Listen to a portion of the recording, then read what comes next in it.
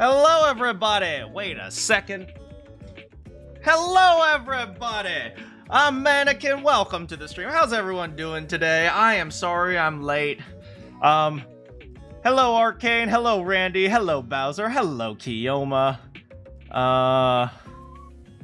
What was I going to say? Right. Randy says today is my 3 years since I uploaded my first Breath of the Wild stream. I'm old. I'm old. You guys want to hear my story of me being old? Today I was working on my resume. I was working on my website, and these are things that old people do. And then I thought, you know what? I'm just gonna sit down for a second and just relax. And then I fell asleep. And it was 4:15. I'm old! God, only grandpas do that! God damn it! How are you guys doing? Marks the 3-year anniversary of Mana Simping for Bully. Oh man, my girl Bully. Oh my goodness. Oh my goodness. Ain't no one better than that big strong woman. Oh, Bully aura. Yeah, have you guys grown in the past few years? I've certainly grown. I used to be a lot more jumpy. I used to be a lot more nervous. I'm a lot calmer now. I'm a lot, you know, I don't care as much about like small stuff. Yeah, I hope you guys have grown. How's it going, Revan? What was I doing? I already took my vitamins, so no traditional taking of the vitamins this today, unless I want to like double up on vitamin C. But my vitamins already have like 200% vitamin C, so that would be like 400% vitamin C, and I don't think that's recommended.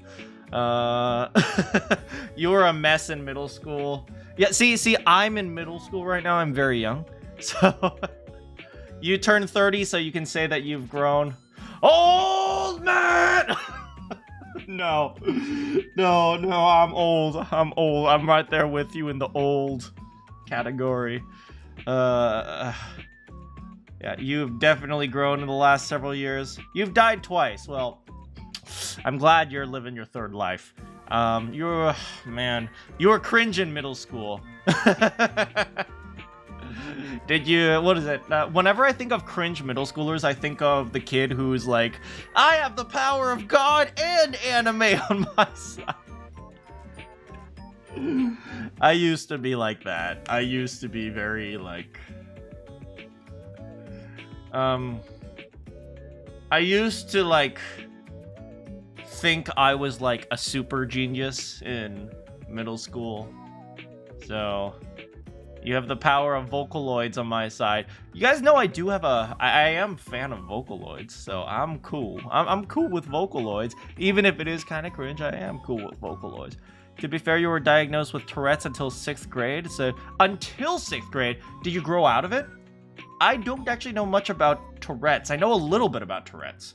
I know, actually that's not true. I know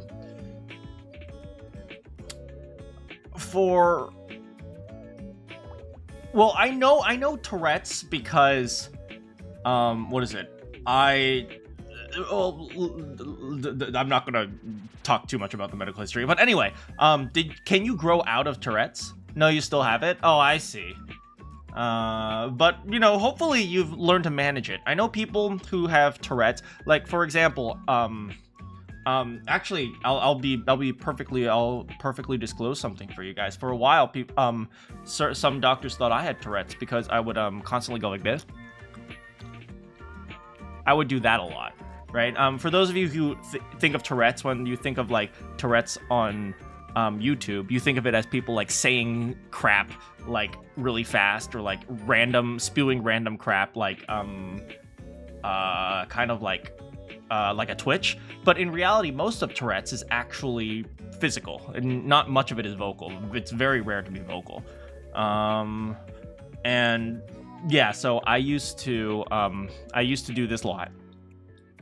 And, you know, some people said that I might have Tourette's, and for the most part, I still do this every once in a while, but I know that, you know, tics come and go, and you can kind of like, you can slowly phase it out. So hopefully, you know, hopefully it's become a little bit more manageable for you, Randy. Yeah, I know it's never easy.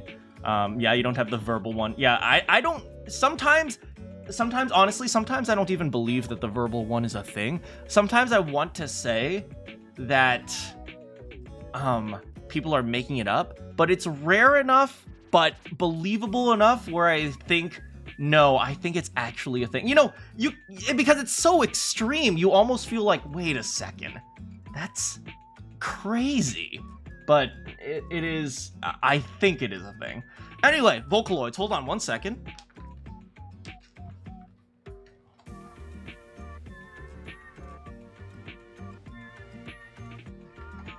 I'm not sure you guys saw this before my my little black curtain went up, but this is my darling. I freaking love Vocaloids. You remember I showed her off before? Well, she is amazing. You can see her base is really dusty though, but she is amazing, and I will show her off every single time because she is absolutely beautiful and absolutely awesome and so super cool. Like, yeah, freaking love Rin. I should probably buy a Len to complete the collection, or this is the only one I have, by the way. I have this one, and then I have a figurine of what's her name, Himiko Toga in from My Hero Academy,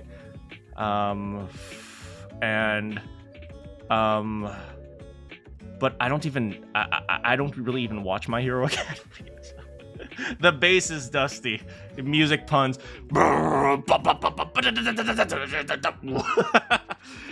how's it going, Trayla? The game is going really well. We're just been chatting for a bit. We're about to start. I have a Cherry Blossom Hatsune Miku. I think that one's really expensive. So freaking awesome, man. I know that one's like a limited edition one, maybe. You love Michael. I know Mike. Gakupo. Who's Gakupo? I don't know who Gakupo is. I know Michael. Michael's awesome. She's the brown-haired one, right? With the red tank top. You got it from Halloween giveaway. Oh, that's awesome. That's freaking cool. You have Len? Len is freaking...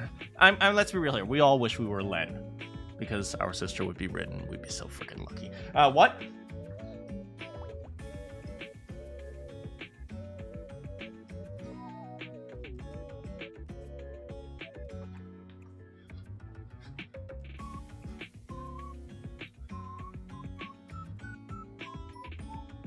Anyway, let's play some Ace Attorney. Did I say hi to Trayla? I know I answered the question, but hi, Trayla.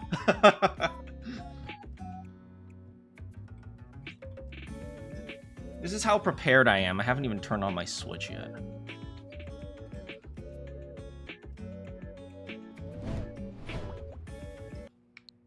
As you all can see, I've been playing Princess Peach Showtime, and here's Kingdom Hearts. I never actually played this. Well, no. I tried turning Kingdom Hearts on again on the Switch because it was easier for me to do on the Switch, but it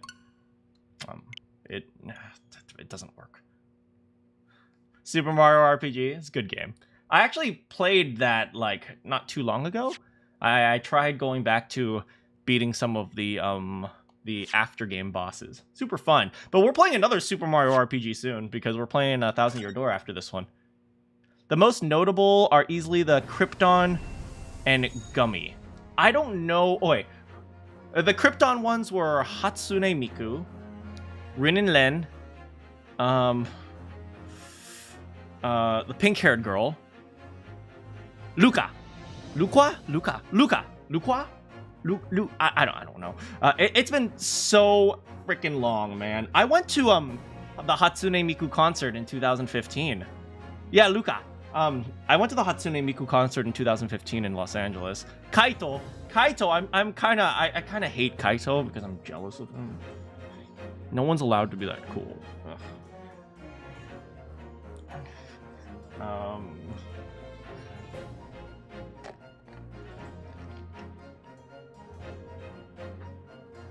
And then Michael. And then I don't know who Gummy is. And I don't really remember Gakupo. It's been a long time for me. I haven't been keeping up with my anime. It's the scarf. It is the scarf, man. But I live in freaking San Diego. It's like 80 degrees out in winter, so I can't wear a scarf. Last you remember of Kaito, he was treated as the Mr. Kimura of the original Vocaloids. But what was I don't even know. What were we talking about? Anyway, Ace Attorney Chronicles. He's a purple-haired samurai.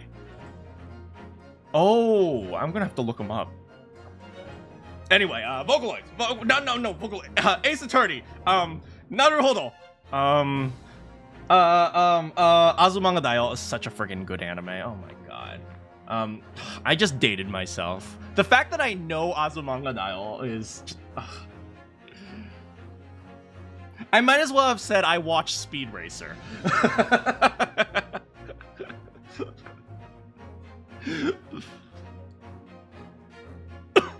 Anyway, oh, right, okay. So, oh, by the way, before I start, and it's been like 15 minutes, it's been like 15 minutes since we started and I haven't gotten anywhere. What was I even saying? Right! Okay, so, for those of you who have heard me do my British accent and trying to get into the British accent, you will hear me say phrases like, I believe in magic and that magic is Daniel Radcliffe's abs. I actually studied those phrases because I was studying a video of Daniel Radcliffe and he was reading like thirst tweets. And because of that, those phrases are ingrained into my accent. And so like in order to get into my accent, I have to say these thirsty like tweets. So that's why I say them. Anyway, I believe in magic and that magic is Daniel Radcliffe's abs. Daniel Radcliffe with a beard is my king. Beard. Daniel Radcliffe with a beard is my kink. Daniel Radcliffe could high-key choke me and I would love it. Daniel Radcliffe could high-key choke me and I would love it. Love it. Daniel Radcliffe could high-key choke me and I would love it. Now that's the legacy he's left. Very, very true. Alright, the Great Ace Attorney Chronicles. Press any button. Any button. Button. Alright, anyway.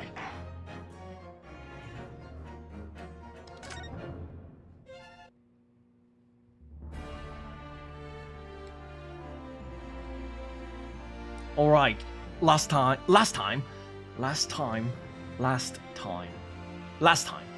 Right, today my British accent is not on point, partially because I am super out of it today. But last time, we took down what's his name?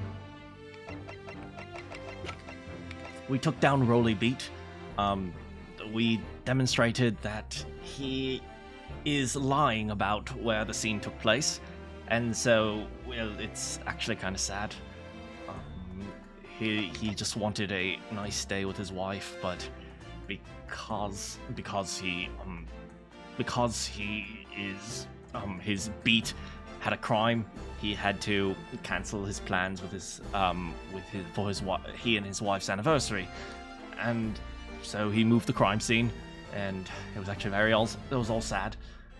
But looks like Barack Obama Van Zeeks has a heart,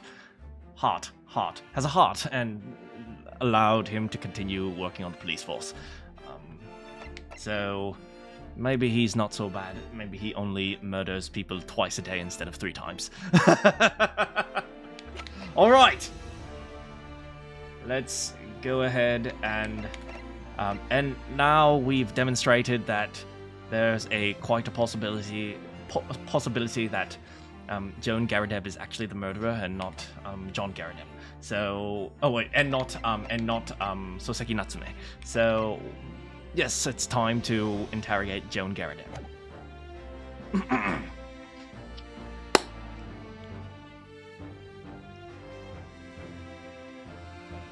Maybe he's not so bad. Maybe he's not so bad. Maybe he just hates us in particular. You know. You know, sometimes you're dealt the hand that you're given. Right. Witness, state your name and occupation. Oh, yes. My name is Joan Garadeb. And I'm, I'm a juror and such like. Sounds like even she doesn't know if she's a housewife or a maid.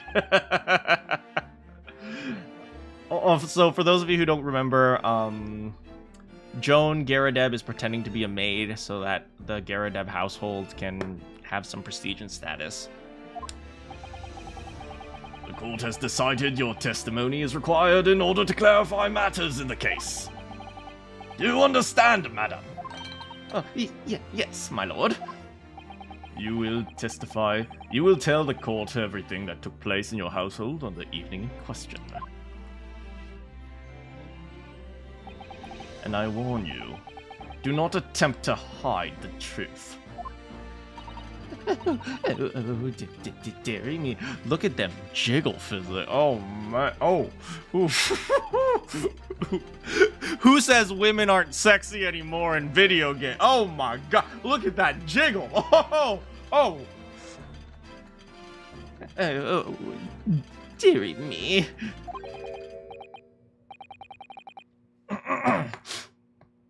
They knew where to invest their money, I know, right? Sister Bikini. Oh, God. Chin up, Joni. Nothing to worry about. Oh, the husband's there to support. Oh, I didn't know you were here, John.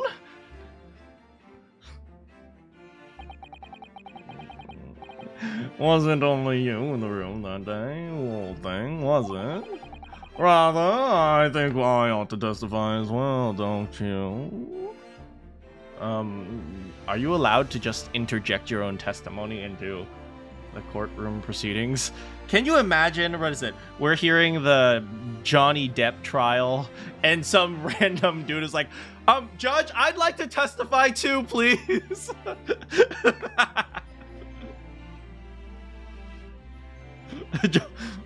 Jonathan, your wife is being suspected of a crime. But about your knee, dear? Don't you worry about that. I hardly notice it. I'm not the sort of chap to leave a comrade to face disciplinary action alone.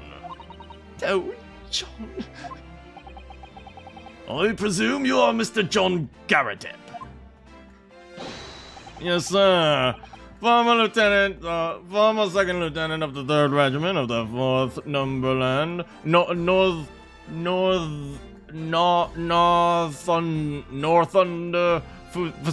sir. It's cute that they're sun and moon shaped. I know, right? It's adorable. It's too bad she's going to jail. See my fair share of action now, and I'm living the quiet life, as it were. The quiet life. Were you not engaged in an incendiary battle with your spouse the other day in question? Oh, well, yeah. Quiet.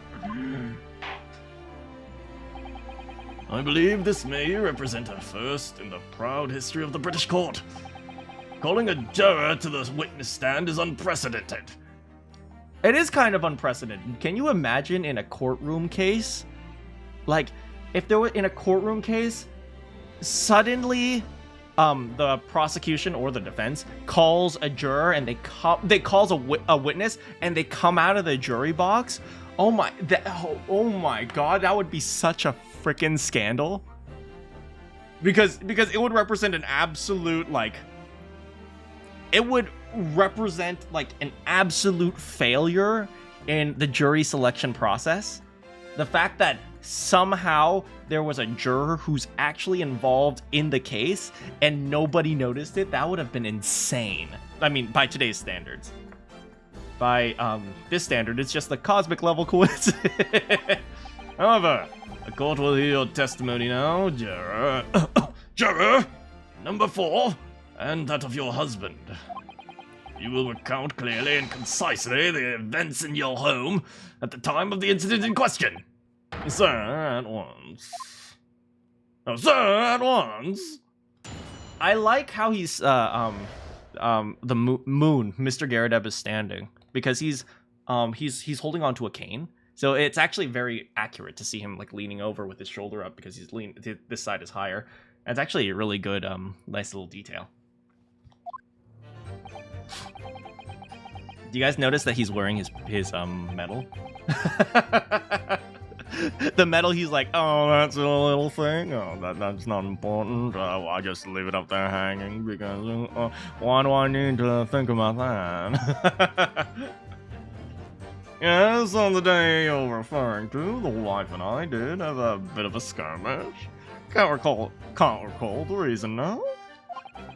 Knocked the candlestick over and set fire to the carpet. I soon had it out, though, and we got the window open. Meanwhile, I was picking up whatever I could find to throw at him. Plenty of knives around our place. Can't say I noticed if 1 or 2 went missing, I'm afraid. Yeah, that art direction's really good in this game. If that bally thing in the victim's back was really one of ours, you'll have a good job proving it, I think. Yeah. It sounds as if though it was quite the battlefield in your household that evening. Although, an entirely one-sided assault, it seems. The enemy caught us on the hop, sir. Had no choice but to dig in and take defensive measures. I love how he's talking about his wife like a sworn enemy. To be honest, if the enemy had kept shelling us for another minute, we'd have been toast. Of course, a veteran such as myself is only too aware that on every battlefield you're just a gnat's whisker away from death at any moment. Are we still talking about a marital quarrel here? Well, I must say I'm dubious of the testimonials shedding light on the origins of the jackknife. In combat, one's focus narrows such that surroundings are barely noticed. These witnesses may not be able to offer any more than they have already testified. This may be a dead end. Van Zieks may very well be right. Well, whatever the chances, we only have this last cross-examination to uncover the truth, Mr. Naruhodo. I'm afraid so. Very well, counsel. Begin your cross-examination.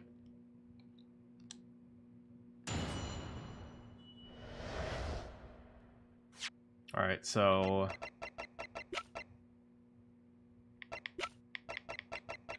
I think we've examined all this already. I just will say, I kind of feel bad. They were just fighting. Like, they were having a marital fight. Yes, it was violent, but let's be real here. I don't think the wife would have actually thrown a knife directly at him. I think she probably clearly was just, like, throwing things around. Even though she probably should watch her temper. Probably, like, the whole thing seems to be a complete accident. But it's just unfortunate. I love how this testimony is also called the Battle of Garrideb. Wait, but who's the third Garrideb? Hold it!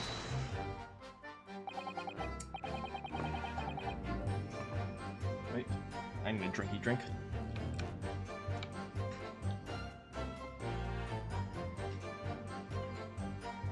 The reason was what you told us yesterday, I believe. Yes, that's right. If I remember correctly, it all started because of a note that was tucked into the pages of a book belonging to Mr. Garrideb. Mr. Garrett, I hope you're not cheating. A rather passionate note, in fact. But Mrs. Garrett found the note, uncovering her husband's little secret. Please don't be cheating, Mr. Garrett. Let's be real here. Let's be real here. I don't think this guy's getting any action, so I don't think he's cheating. And she gave him a mighty number of slaps across the face. What a sordid state of affairs. Hell on earth. all the boys are relating to Garridev. They're all like, Garridev, I know what you're going through. I've got your back. I say, when a chap says he cannot recall such things, it's common decency to not track it all up. And besides, half of it was wide of the mark anyway. She's getting upset. A likely story. These waters run very deep. And what transpired next after these multiple blows to the face? Juror number 5 says otherwise. Absolutely.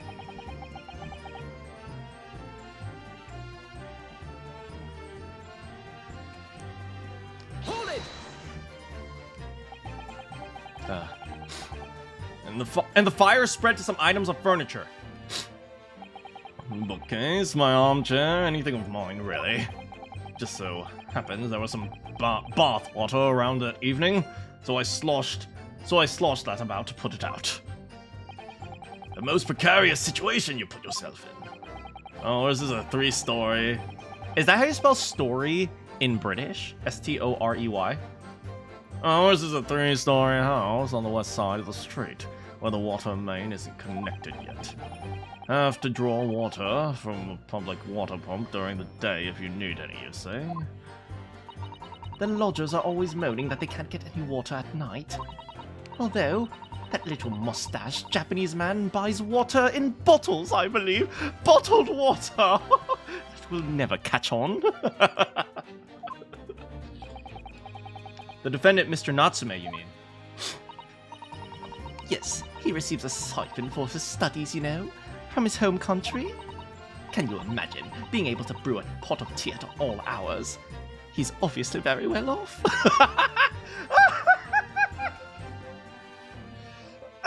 If she only knew. Story is British English? Dang. The British are out here misspelling everything. Colour, a story. Have you actually seen the state of the man? I believe he uses all of his income to buy books. Well, anyway, the point is, I was able to douse the fire with water, fortunately enough. Favorite? Ugh, get out of here, British. Meanwhile, I was picking up whatever I could find and throw at him. Oh, whoops, go back. Plenty of knives around our place. We could commit a murder when we wanted to. Even though the room was on fire? As far as I was concerned at the time, it was more important to extinguish my anger than... Anger. Anger. That's a lookup. Cambridge Dictionary, here we come! Anger.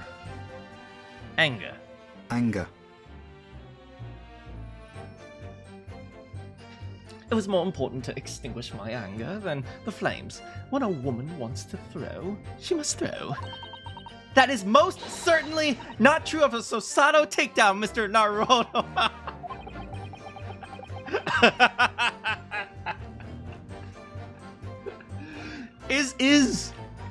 Is Susato considered a woman in this era? Because like half the time she's very refined and gracious, like a refined Japanese lady, and the other half of the time she's like 5.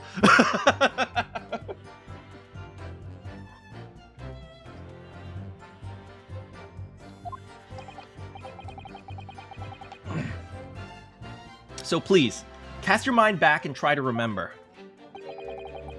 Was a knife among the items that you threw at your husband that day? She's only half gremlin. She's not full on Maya. In all honesty, I don't recall. Honestly, I believe her. I don't think she's trying to hide the truth. I think she just doesn't really have a grasp of it. But I feel I must point out, I'm no monster. Let me see. Some bread, a cabbage, garlic, a towel, and a sponge, a napkin. No. You okay, buddy? Excuse me. Do you have something to add, sir? Oh. Ryunosuke, are you British all of a sudden? Do you have something to add, sir? Dang, look at him twirling his pipe. What a cool dude. Twirl your pipe again. Come on, do it. Go ahead. Go ahead. Go on. I guess not. Mr. Garadeb! Sure. Sorry, I beg your pardon. He remembers. I think it's PTSD, man. It's all coming back. And Mr. Garadeb probably does actually have real PTSD because he was actually in war. Do you remember did your wife's remark just now bring something to mind? Nothing of any significance now. It's just the barrage of projectiles the old thing launched in my direction was somewhat more solid than she implies. Books, bricks, and the fire poker, I seem to recall. The freaking fight! You could have literally impaled your boy! Look at his lip trembling.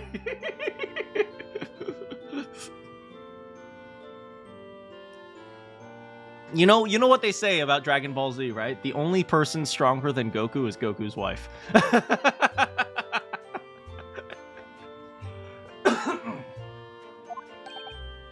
Ow, ouch.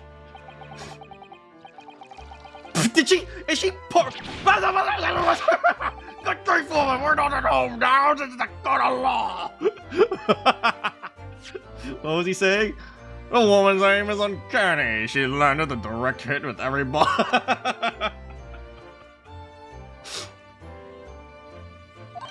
Oh, dearie me, ever so sorry, dear. What's she even doing with a teapot here? Honestly, John, I would never have thrown such things at you, obviously. Well, take a look at this, then. How do you suppose that happened, huh? Your pipe, sir. Had this thing in my hand, as usual, at the time of the onslaught. Knocked it clean out with one of her soft projectiles. Yes.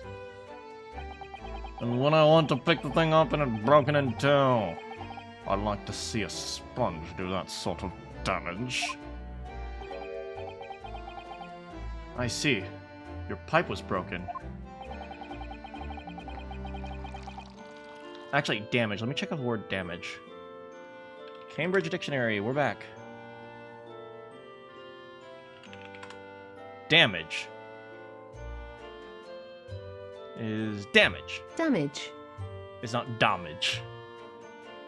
It would have never been sent flying unless it was hit by something pretty solid. Anyway, I've managed to bandage the thing up for now. You're one to exaggerate, aren't you, dear? I wonder what we should make of this account. Could be important. He was throwing hard things. The defense believes Mr. Garadeb's remarks just now are of great significance. Objection. This war veteran's words only tell us one thing. Betray a fiery wife, and pipes, as well as hearts, may be broken. Sentimental wisdom, perhaps, but hardly worth adding to the formal testimony. Indeed, common sense, one might say. Might one? Because we've added things to the testimony that have literally proven the entire case wrong. Come on. In that case, Would you at least permit us to examine the pipe, sir? Well, I don't see why not. Oh, dearie me, there you go again, trying to ingratiate yourself with a young lady. Looks like I'm going to have to throw more knives later. Very well. Very well. Oh, very well. The court will accept the gentleman's pipe as evidence. I hope I didn't speak out of turn, Mr. Naruhodo. I was just feeling rather disappointed that your request was turned down. Oh, no, it's fine. Thanks to Susato, we have some new evidence to work with. We should examine it carefully. Well, thank you for that. Rebuttal, Mr. Garadev. Now, if you could return to the crux of the matter. What can you tell the court about the knife used to attack the victim? Now, right now, we have to examine a pipe.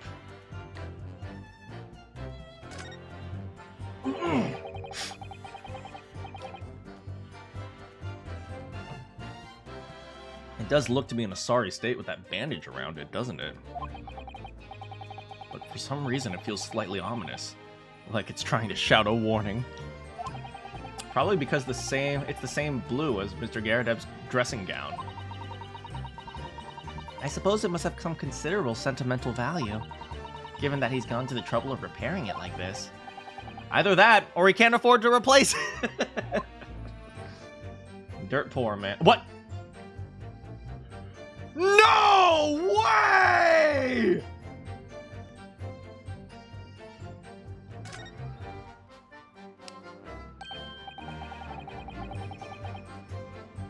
Oh, something just twinkled inside the chamber of the pipe here. Yes, I saw it. Is this how we prove it?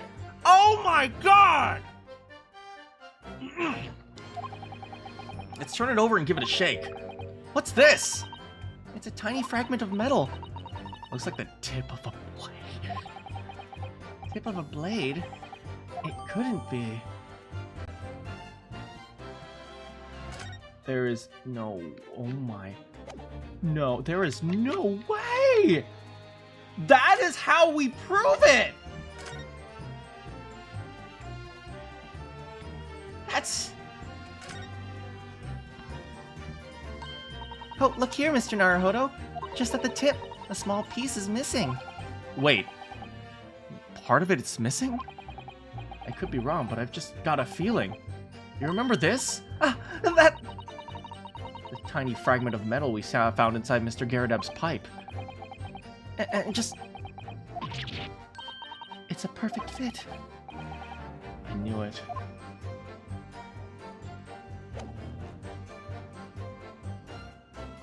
No way. Well, of all the frickin' lucky coincidences.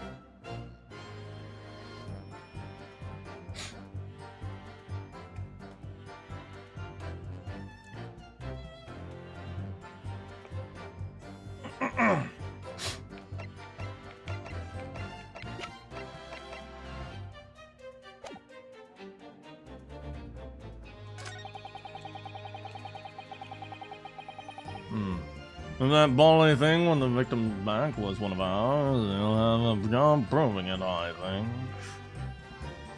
I'm sorry, Mr. Garadeb. I'm so sorry. Objection!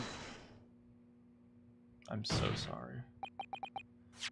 Mr. Garadeb, can I ask you to take a good look at this? You can ask, man. You can ask, man. I can't see a I can't. You can ask, but I can't see a bally thing. You can't? You used to call me Dead-Eyed Deb, but back in the regiment, of course. That was some time ago now. Even when I'm trying to enjoy a large print book by the fire these days. I struggle to tell a B from a D and a P from a Q, to be honest.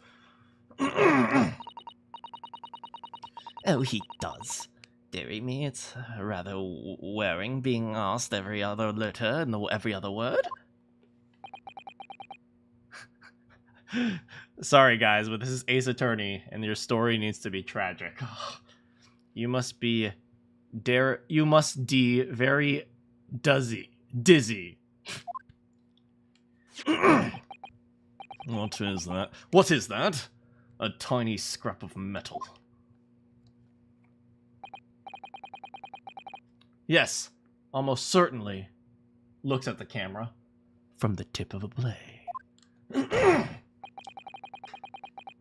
And what may just appear to be at first to be just a tiny scrap is in fact a crucial piece of evidence. Interesting. And where did the defense come by this evidence? It was lodged in the chamber of Mr. Garrodeb's pipe. You're just gonna have to trust me on this one, bro. My pipe, you say, by Jove. I wonder how that got in there. And what precisely does this fragment of metal signify, Counsel? Are you suggesting that it is in some way related to the matter of the stabbing in Briar Road?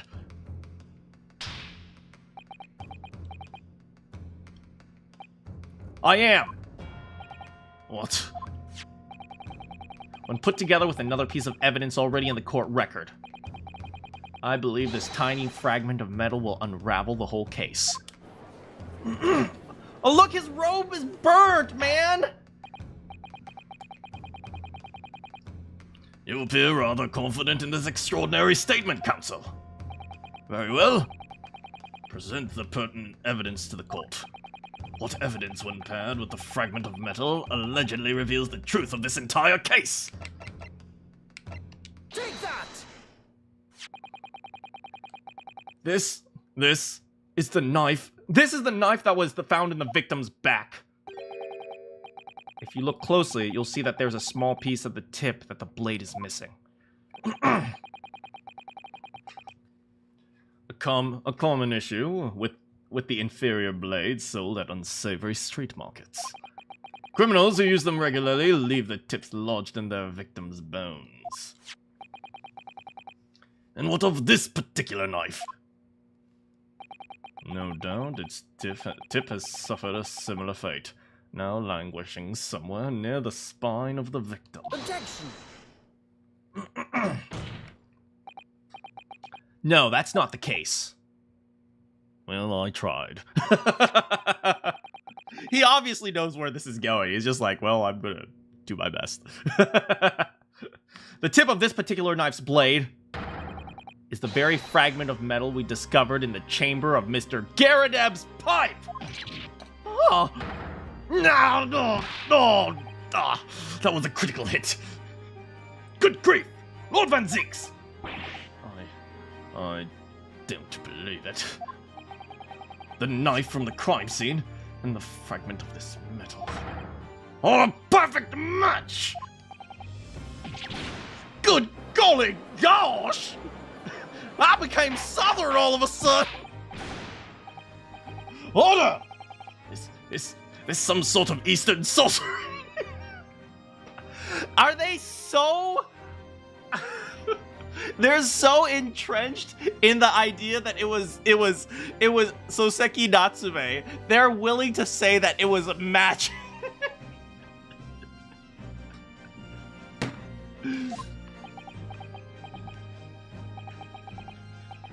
This is no magic, my lord. This is a miracle. A miracle! So Van Zieks figured it out, has he? It's your job as prosecutor to prosecute the correct perpetrator. I'm just saying. Blame the Japanese for everything. Of course. Economy's falling apart. Damn it, Naruhodo! Counsel! Explain this extraordinary coincidence at once. Yes, my lord. The crucial point we have to ask ourselves here is when did the fragment of metal find its way inside Mr. Garrodeb's pipe? Something that was clarified for us in the most recent witness testimony. Naruhodo can think! I had this thing in my hand, as usual, at the time of the onslaught. Knocked it clean out with one of her soft projectiles, she did, yes? It would have never been sent flying unless it was hit by something pretty solid. Uh-oh. Uh-oh. Uh-oh. Uh-oh. Uh-oh. Uh-oh. Uh-oh. Dear me. But those jiggle physics, though.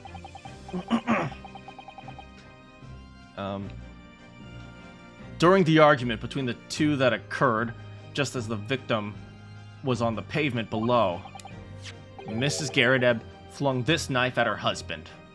Hey, look, they even put the tip there. Blame Karoshi. Of course, it's always his fault. The knife missed Mr. Garrideb, striking his pipe. Oh my god, that knife actually got close to hitting him. Never mind, I take it back. Mrs. Garrideb is insane. Which caused the tip to break off, of course. Good lord. Yes, and that is when the tiny tip of the blade found its way inside Mr. Garrideb's pipe. The chances of that are 1,000,000 to 1. The jiggle physics, oh my goodness. And yet, there's no other credible explanation for how the tip of the blade ended up in your pipe. Then, after losing its tip, the knife ricocheted off the pipe and flew out of the open window.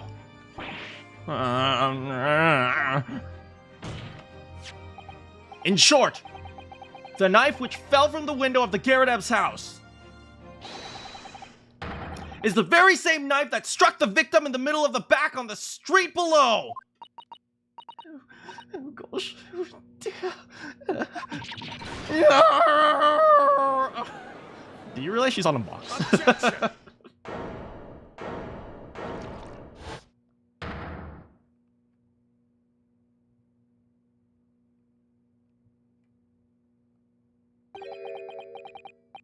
A full-bodied theory, I'll give you that. I'll give you that. A complex bouquet of seemingly trivial points, plausibly arranged to create an almost possible vintage. Allow me to toast to my friend's characteristically Nipponese approach to bottling his argument. I swear to God,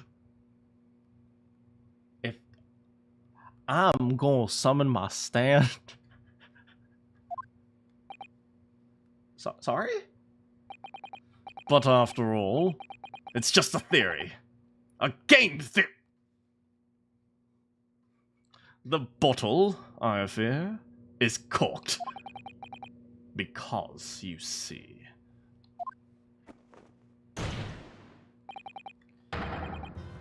it's spoilt by an insurmountable inconsistency. Insurmountable what? What is the inconsistency here? Lord Van Zinks, explain yourself! What is the inconsistency you claim to have identified? An inconsistency of the simplest nature, my lord. The victim was found with the knife planted in the middle of her back. Oh, he's going to argue that how could the knife not hit her in the head, but instead hit her in the back? And the answer is she was leaning down to pick up the book. We already solved that. In her.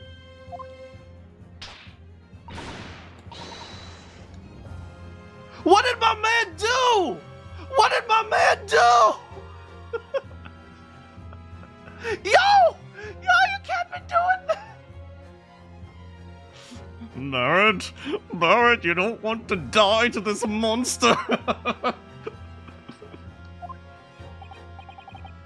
Now, Joan, old thing, what are you getting so excited about? Let us consider the basic facts of the case once more. The victim was walking along the... Walking. The victim was walking along the pavement before being stabbed in the back and falling to the ground. Ground. Right, that R is weird. Ground. If the knife had struck her and fallen from above, There's no possible way it could have planted itself into the victim's back. Ah! There's broken glass scattered all across the prosecution side right now. Order! Quite right, you see. That's exactly right. If the knife had fallen on her from above, it would have struck her on the top of the head. Well, she's rotund in nature, so. He's lost for words, look. I knew it! I never liked his theory in the first place! Sure, bro, I don't know, though. What really happened, bro?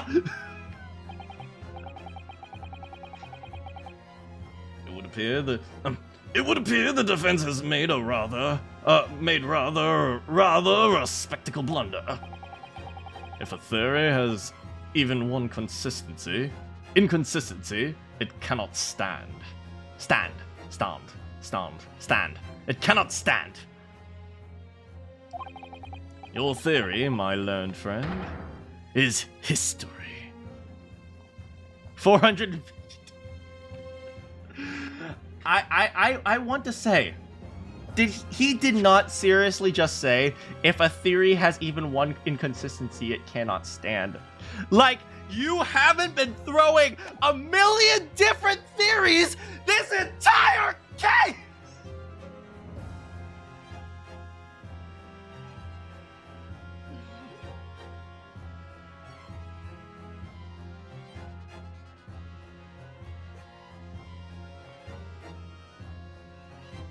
Angie.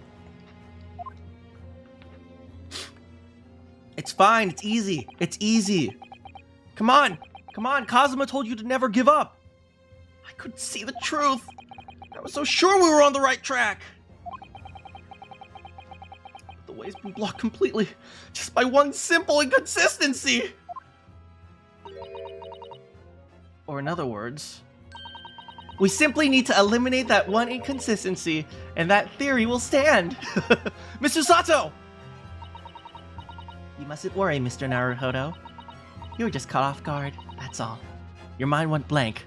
You're just incredibly dumb. But if the path you were on is indeed correct, the way will present itself.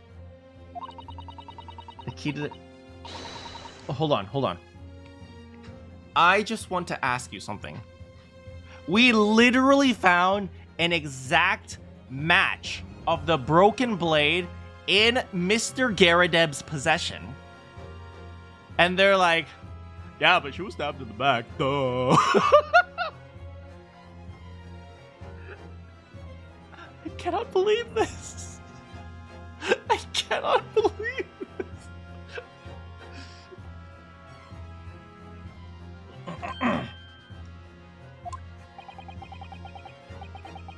It seems you have nothing to say, my Japanese friend. Well, your silence speaks volumes. Lawyers aren't always that bright. I mean, that's how they end up being lawyers, right? Oh! A tacit acceptance that your theory is fatally flawed. Objection!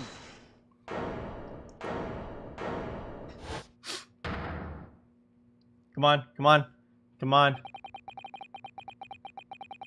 This inconsistency doesn't mean I was wrong. It means that I need to sharpen my mind and dig deeper for the truth. It's a test! That's right, Naruhodo. Believe in yourself. Yes! If the knife fell on the victim from above, there's no way it could have hit her in the middle of the back. Under normal circumstances, that is. I feel like that is like the solution to everything. That's not true. Actually, that's not true. Under normal circumstances. What are you implying? Counsel! There's a piece of evidence in the court record that can explain this inconsistency. That can explain how the knife fell from above and pierced the victim's back. We already have the answer. Goodness. Utter madness. This reaction doesn't work under normal. Surely this must be the last time. Counsel, hurry up and end this case.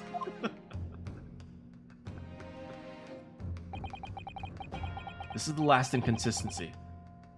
Final piece of the puzzle. If I can successfully make sense of this truth, the truth will be laid bare at last. The evidence that explains how this falling knife became lodged in the victim's back is... Everyone, I'm a lawyer! Take that! This is the final piece! My armband!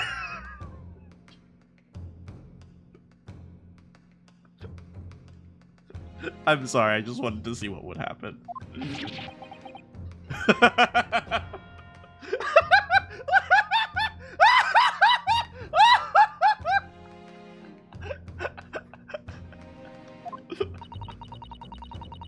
That answer appeared to make Mr. Garrett rather lightheaded, but Mrs. Garrett didn't bat an eyelid.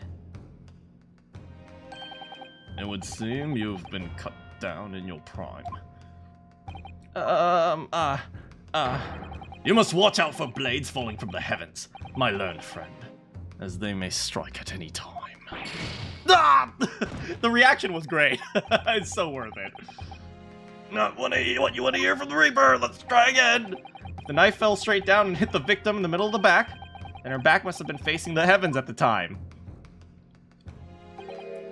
But why? What could have happened that might place her in that position? You know what I want? I want... Maybe this is asking for a lot. But in the next Ace Attorney game, I want there to be a unique reaction every time you present your lawyer's badge.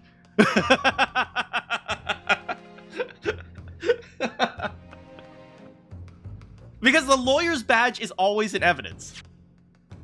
For some reason, the lawyer, or in this case, it's the armband. But in the next game, I hope that every single like objection possibility for an objection or a take that or like a way to present evidence, when you present your lawyer's badge, there's like a unique reaction. That would be so good. Surely this must be the last time. Again. Counsel, present the evidence. This is the last inconsistency. Again.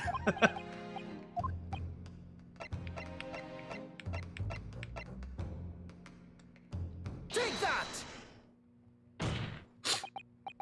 This, the fourth book found at the scene, is the final piece of evidence the defense will present. Oh. Oh. Oh.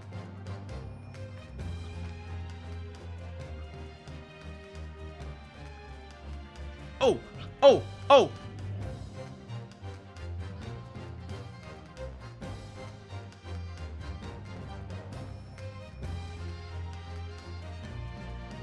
Oh. Oh. Oh. The burnt book. Is that not Mr. Garadev's book? Yes. And to understand its significance, we have to consider how it came to be at the scene in the first place. The photographic print clearly shows the book in question, and the victim holding it in her hand. But as we all know now, it was the police constable that put the book between her fingers like that. But that's because it was already in her hands. Quite so. As part of his wholesale transplanting. Transplanting. I need to look that up. I'm pretty sure it's transplant.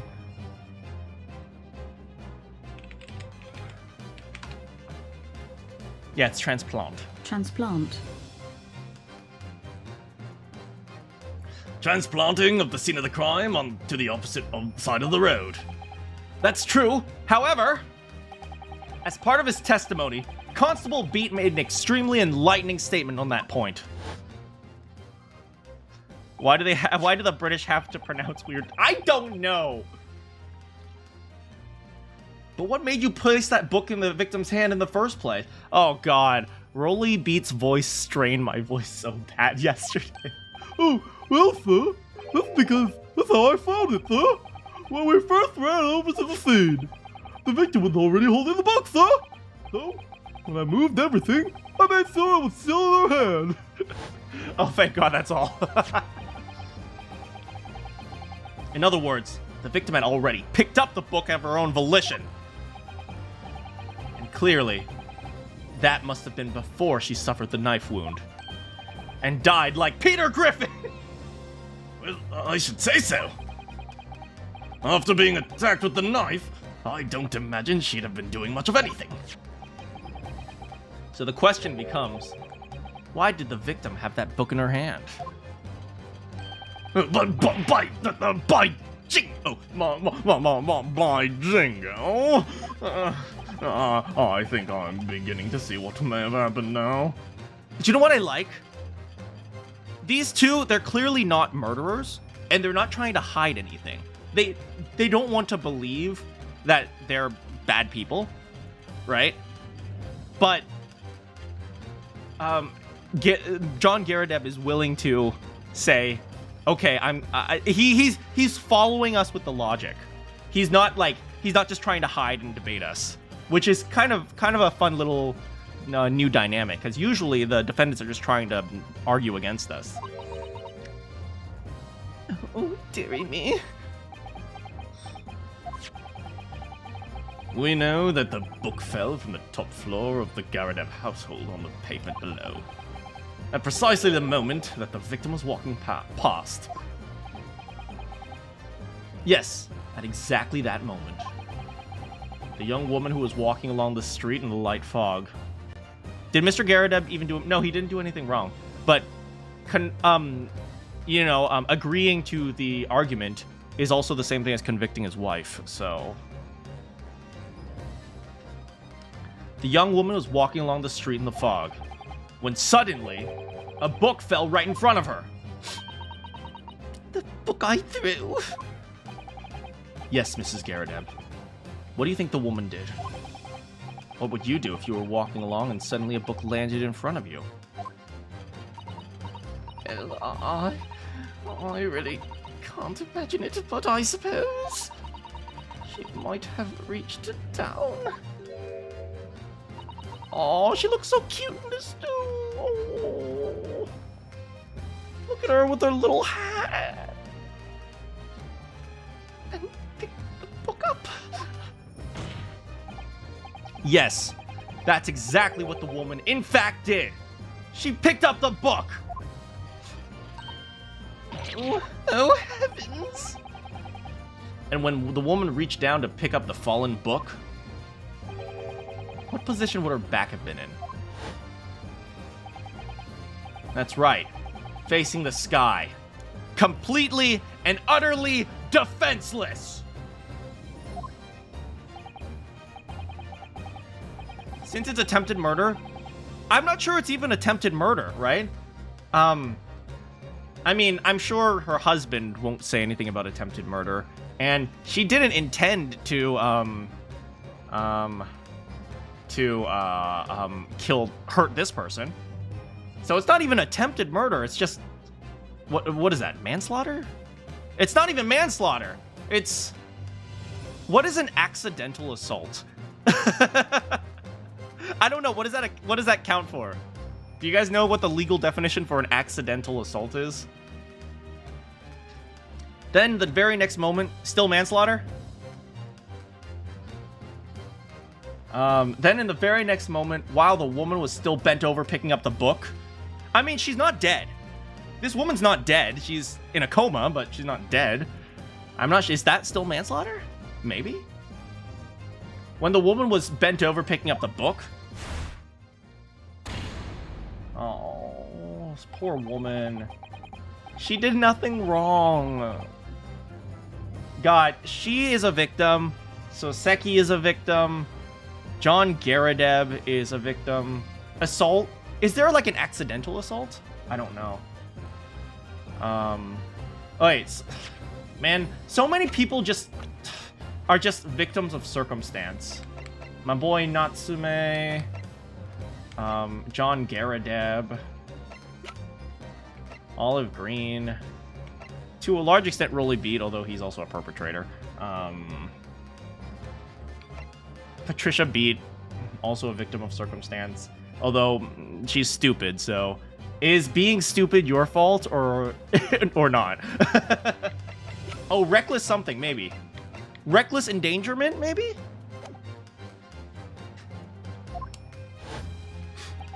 And at the same time, walking by chance directly behind Miss Green was the defendant, Mr. Soseki Natsume. Will I never! It appeared to Mr. Natsume that the woman simply collapsed on the floor. In the dark and the fog, he didn't see the knife falling from her from above. Hey, you know, whatever happened to that juror number 6 theory where juror number 6 fell down and Soseki saw that? I guess that was disproven instantly. And from the other direction, the constable and his wife saw no one but the victim appear, and her apparent attacker. So there was never a real culprit to run from the scene in the first place.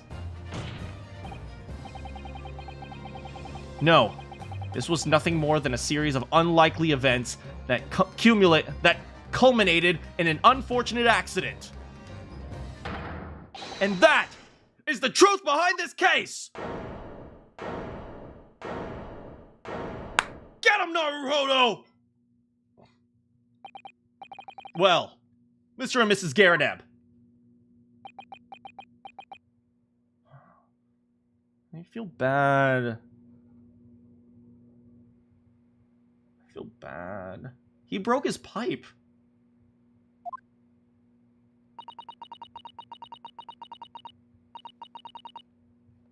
The very first time you showed me the knife, I had my suspicions. I wondered if perhaps it might have been something like that. Well, there, old bean. Or Mrs. Garadeb. Of course, I never meant for anything of the sort to happen, but it was all my fault, wasn't it?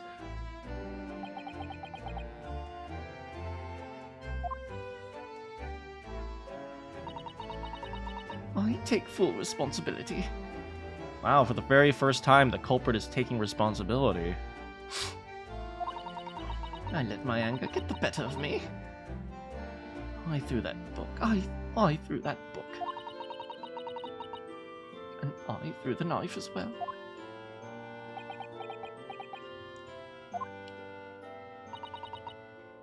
John, dear. It's alright, I know. Man, ladies, get yourself a man like John Garadeb. Even after almost getting murdered by his own wife, he still stands by her. Dang. Ladies, if you don't have a John Garadeb in your life, you're not living your best life. Find yourself a John Garadeb.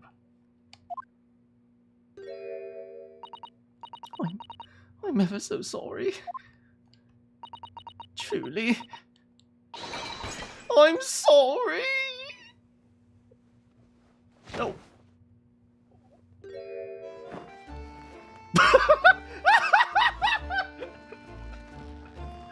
Yo, get yourself a man like John Garadeb. His knee is freaking broken and he is still holding on to his wife.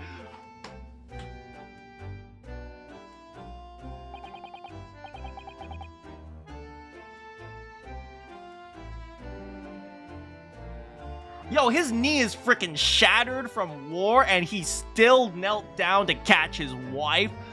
Get yourself... Ladies, get yourself a man like John Garadeb. Lord Van Zix, what news of Mrs. Garadeb? She's been taken to the infirmary.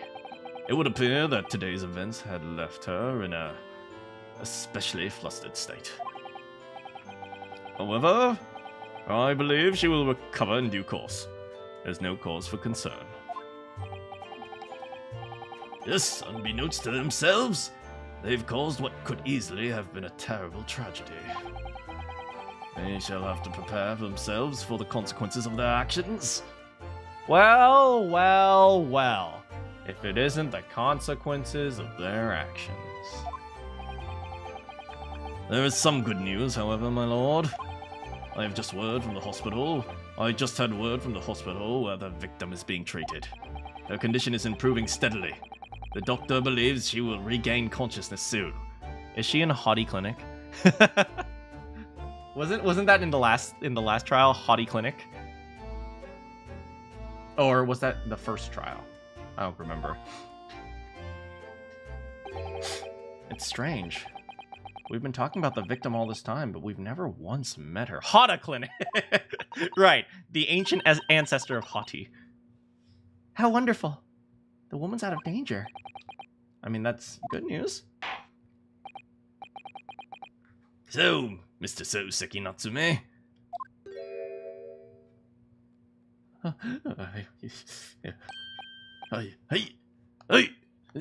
Wagai wa Soseki da! Desu!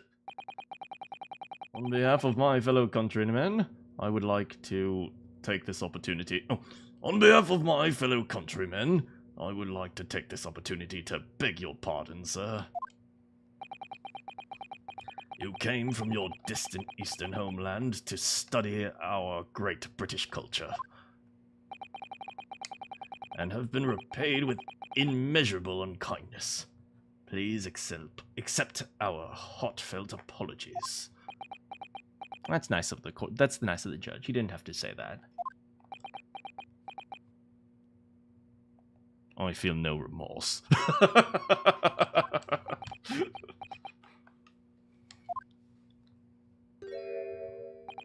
No. It's me who should be beg your pardon. Oh, Mr. Natsume. That evening, when young woman collapsed on pavement before I jumped to wrong conclusion, again in confusion. What conclusion, sir? I was sure that woman was dead. Yeah, Constable Beat said the same thing, didn't he? He thought she'd been killed. I suppose she must have looked completely lifeless. But you ran, you're upset about that? It's been about a year since I arrived in Great Britain. But now I still cannot get used to life here. I cannot relax. I'm sure evil spirit lurking in fog, like the haunting me. People did say that Soseki went insane during his time in Britain. Poor Soseki. His imagination really got the better of him. Poor man. So when happened? I thought your woman been taken by fog spirit. I should never drop book and run away. I should call for help, for doctor, for police. Oh man, Soseki. I'm a believer that you can't hold yourself responsible for that type of stuff. There's a reason why if you don't help someone, that's not against the law. Because you can't put yourself in danger for the sake of another. So I know maybe you think it's cowardly or something, but you know, Soseki, you've been struggling. You're not in the right mindset. Take some time for yourself. Get back into it. Play with your cat. Write a book about a cat. Teach English in Japan. You'll get there, buddy. Instead, I managed to create a rift in relationship of trust between two empires. And that, I truly sorry.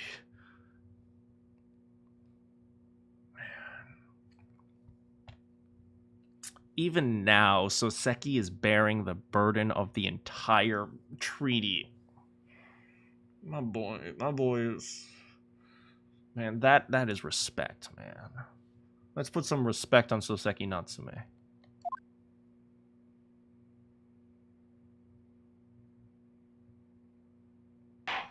Oh, John Garadev is sitting in the juror seat now. One could indeed say that some sort of mischievous spirit has been at work here, I think. One that created a chain of unfortunate events. Mishaps. We were befooled by this spirit and led to the false conclusions. You know, one thing that's nice, finally, is that this trial isn't particularly anything. What am I trying to say? This trial isn't someone trying to pin the crime on someone else. It's just a huge accident. Hey, how's it going, Amelia? I hope you're having a great time. I love this game too. But thanks to Lord Van Zeeks, our young lawyer here. I know he did not just thank Lord Van Zeeks before me. I know he did not just thank Lord Van Zeeks before me! I freaking solved the case!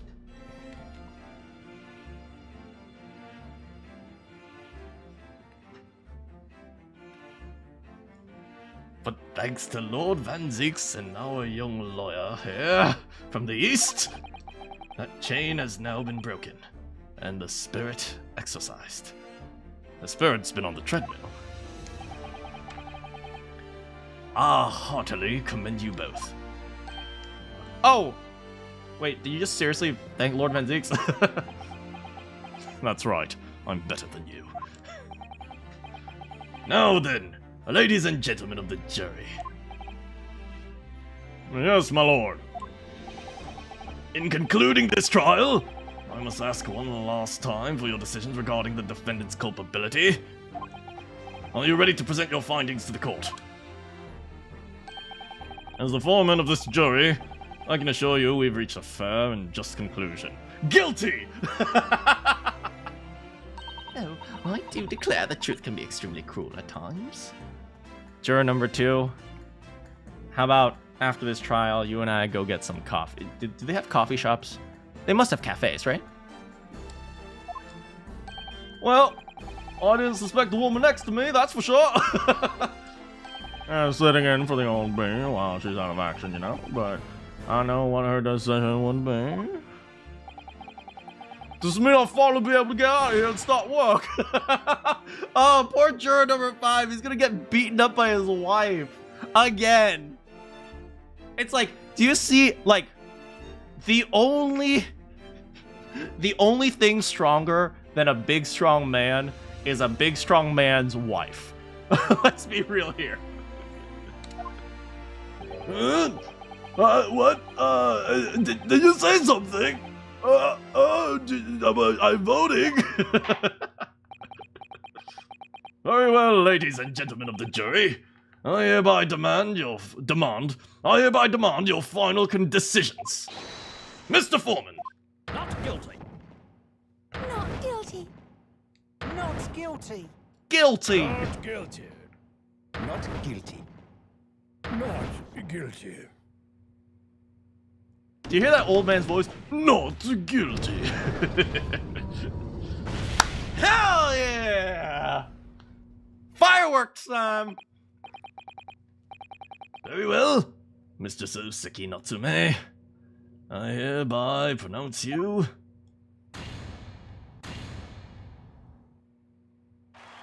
Sir?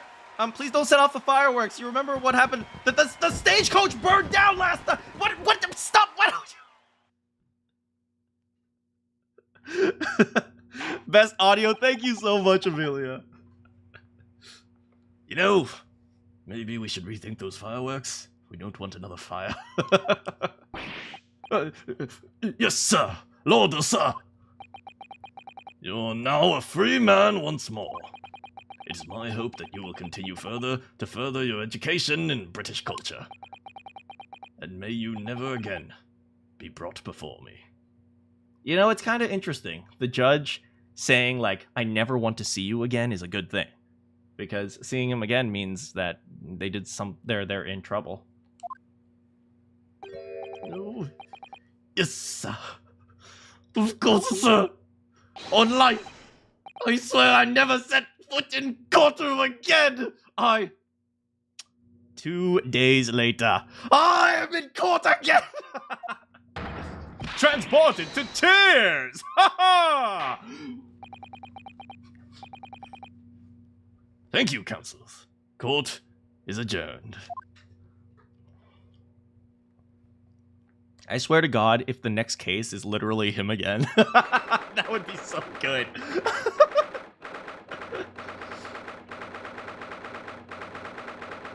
20th of February, 3:17 p.m., the Old Bailey defendant's antechamber. Oh, look, Do you even know what that means? Wait, you mean me? You played this with your friends once. Long story short, the session ended with me and your friends saying, "Oh, what? Oh, blimey! Oh, bloody hell!"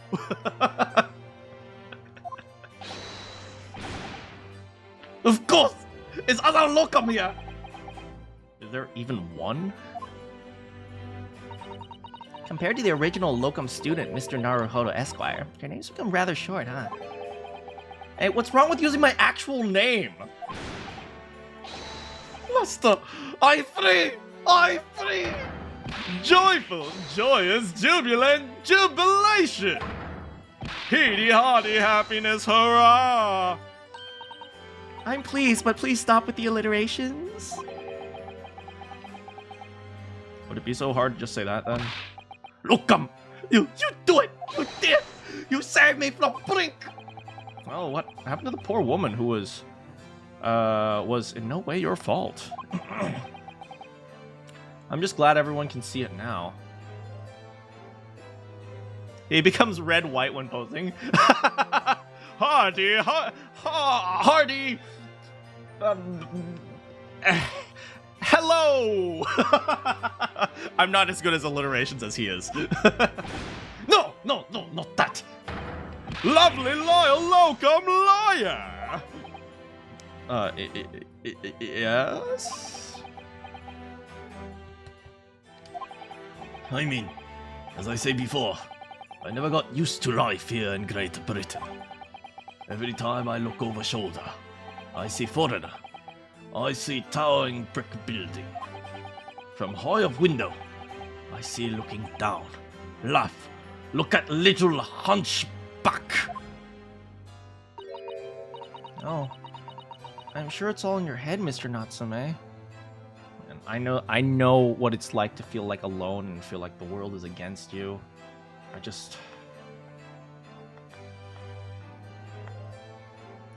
If you guys ever feel like the world is against you, remember that not everyone in the world is against you, because I'm here. And I'll always be for you guys. So, if you ever need just, a reminder that one person is supporting you, I'm here. And, yeah, sometimes all you need is just one person.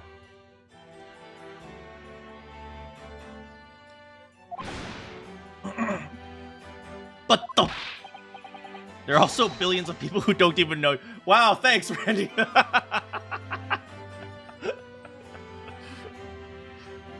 Today, you locum lawyer, give my gloom boot. You stood firm behind baronial bench before those blabbling British. You babbled the bitter end, laying bare the baffling truth. So, Seki, I know English literature is your major, but you don't have to make alliterations out of everything. When I behold blinding fireworks among the beams of Bailey roof, I bellow. Behold, the best barrister ever born! Well, that's very flattering. And oh, he's crying. We're here for you, buddy. This give me wonderful anecdote to recount my old friend back in Japan. An anecdote? Is that what's become of all my hard work? Yeah, you guys will never believe what happened. There was this Japanese lawyer and he got me a not guilty verdict. No way, bro, that's sick. There you are. Wait. Oh no. I pray this is not who I think it is. No!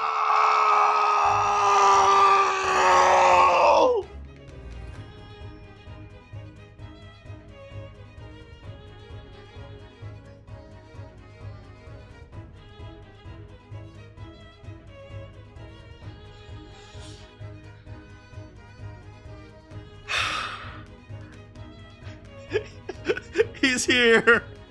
He's everywhere. I apologize for keeping you waiting. I rose late this morning. Oh, Mr. Sholmes, what a pleasure to see you! I see I'm not a moment too soon. A disaster has been averted, I'm glad to say. Oh?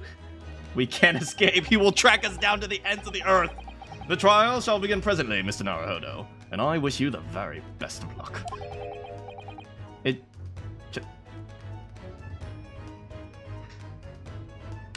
This man woke up at 1 p.m. when the trial began at 10, came over when the trial ended, and thought he was supporting us. Relatable on waking up late.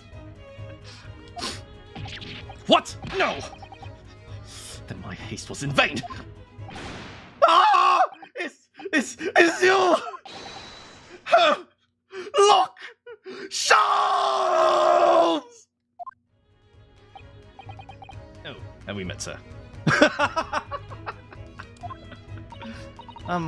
This is Mr. Natsume, the man you had arrested? Ah, I see. I failed to recognize you at first. Our previous encounters have taken place in the gloom, either of your bleak lodgings or that prison cell. I simply couldn't place that curious face in the light. Charming. At least he tries. Of course I try. I told Iris to wake me up. She's my alarm clock, after all. This is your fault. Hey, look, Sholmes.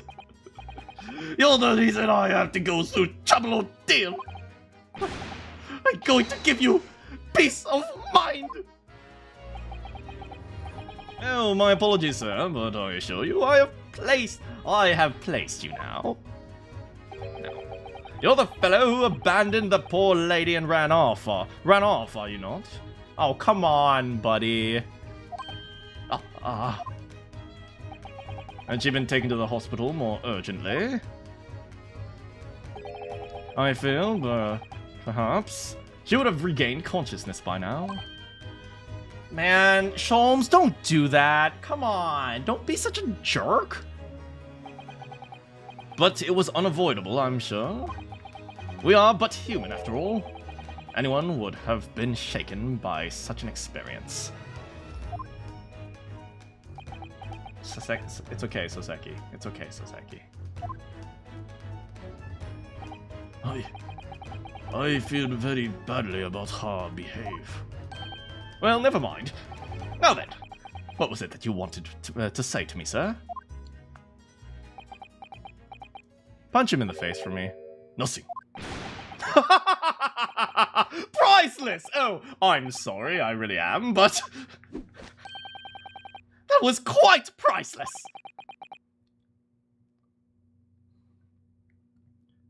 I swear, I'ma smack you in the face, Sholmes, and then I'm gonna steal your daughter from you.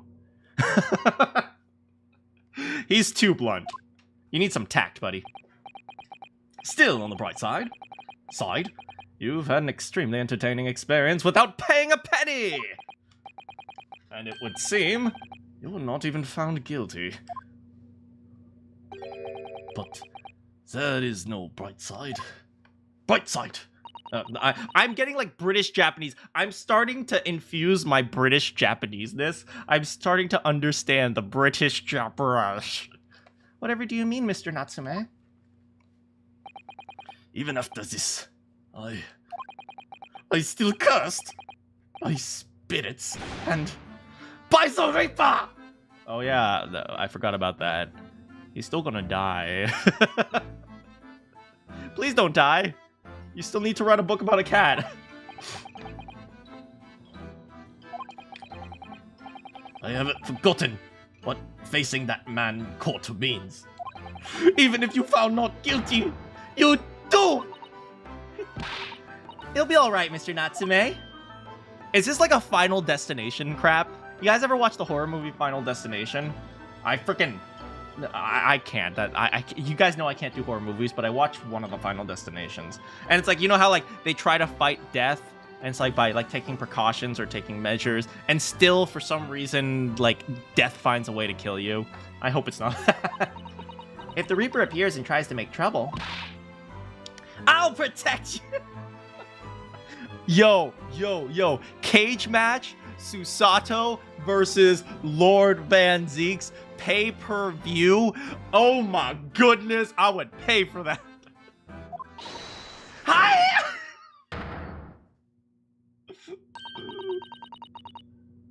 With a perfectly executed Susato takedown. You watch a YouTube video breaking down the number of deaths of each entry if in Final Destination. Yeah, it's freaking scary. We'll do a takedown on death itself. Much like I like being turned on the head. A bit of a warning next time, Susato. And then I passed out. Well, I really did pass out. So, Mr. Natsume, what do you intend to do now? You mentioned something like recounting your experiences to your friends back in Japan. I mean, he spent 2 years in Britain, right? This is his first year, or is...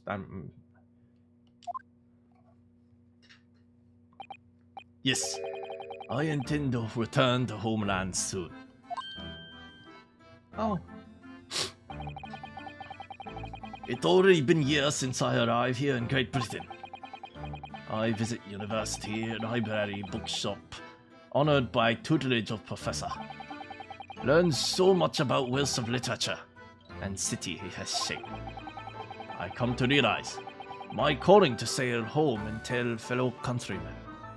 Man, even now he's still loyal to Japan. What a cool dude. that's very touching, Mr. Natsume.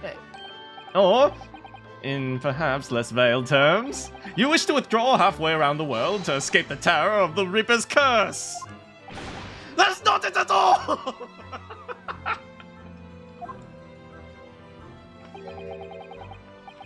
The more I learn of literature, the more this strange feeling crawled inside. I compelled to return to root, attend to pen work of own. I see. A work of literature by Soseki-san.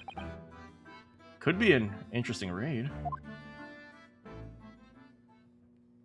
Oh, I read somewhere, by the way, that Morgana from Persona 5 is actually based on Soseki Natsume's cat.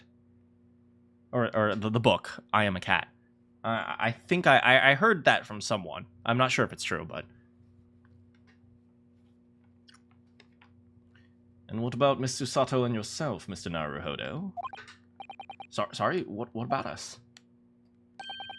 Will you return to Japan alongside your mustached compatriot? Why would we? A week has not yet passed since we arrived in London. And now it does feel as though we finally have found our feet. And we have a 100% win rate, too. And are you accommodated in a hotel at present? Are you not? That's, right, but we need to find lodgings before it bankrupts us. Right, we've been paying with, like, 1/10 of our stipend every day. I've calculated we can only afford about another 10 nights Yeah. before our entire budget is exhausted. Well then, you take my lodging. Oh, the windowless room. But what lack in window? More than make up with floor, ceiling, and wall. Great! Of course, happy to leave behind a cursed evil spirit. Oh, evil. Maybe we shouldn't take that room. I'm just saying. God, having no light the entire day must really do a number on your mentality. Yes. Try to suffocate you while you sleep. Inviolable wake-up call. Okay, I'm gonna be real here. Soseki, or maybe Mr. Garadab, maybe you want to check the actual, what do you call it, the air in your room. It could be a mold problem. It could be some sort of like, there are a number of things that could be suffocating you that isn't a ghost.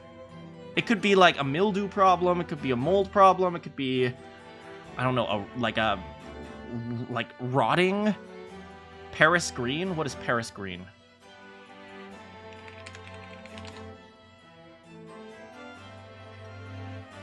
Yeah. Okay. Yeah. It could be. It could be like paint. It could be paint. Absolutely. It could be toxic paint. There's like a number of things that it could be that is not a freaking ghost. So if you feel like you're being suffocated while you sleep, I don't know if asbestos would. I don't know if these things will make you feel like you're suffocating, but it can certainly like cause you breathing problems. You definitely want to get that checked out. We'll think about it. Asbestos removal. I don't think asbestos actually was used back in that era, was it? I'm not sure. I know asbestos was used to create popcorn ceilings. Perhaps I can offer a more welcome alternative. Would you consider taking lodgings with me? No. No. Really? Susato? Well, a vacancy has conveniently presented itself. Though it is up in the attic, I might add. Are you sure it isn't just a storage loft? I spoke with the landlady this very morning on the matter, and Iris is cleaning the room. Sholmes.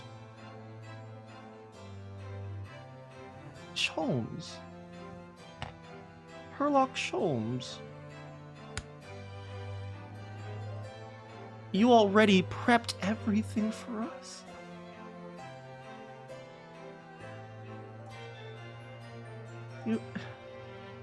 Herlock Sholmes. Man, I'm gonna cry. Still no, but I'm gonna cry. God damn. Maybe he's not so bad after all. You must come at once. I presume you have no luggage to speak of? Oh, this is simply wonderful. What an honor to be invited to take lodgings in the great detective's office's attic. I do get to see Iris again, and she's a delight. I'm too overcome for words. The problem is most likely bad air quality from industrialization. You're not sure when the time period in this game is. 1870s in UK. I mean, industrialization, it could be like, I don't know. I mean, there's a lot of things. Like smog, gas, like smoke from burning candles. There could be a lot of things. But yeah, I definitely think he should check it. I don't his atmosphere. I mean, I doubt, we're ever going to figure out what it was though. So suggesting we look elsewhere is out then. Wait, asbestos is 4,000 years old. Wow. Wait, the word asbestos dates back. The usage, yeah, oh wow. Then it's settled. Iris will prepare a welcome dinner this evening.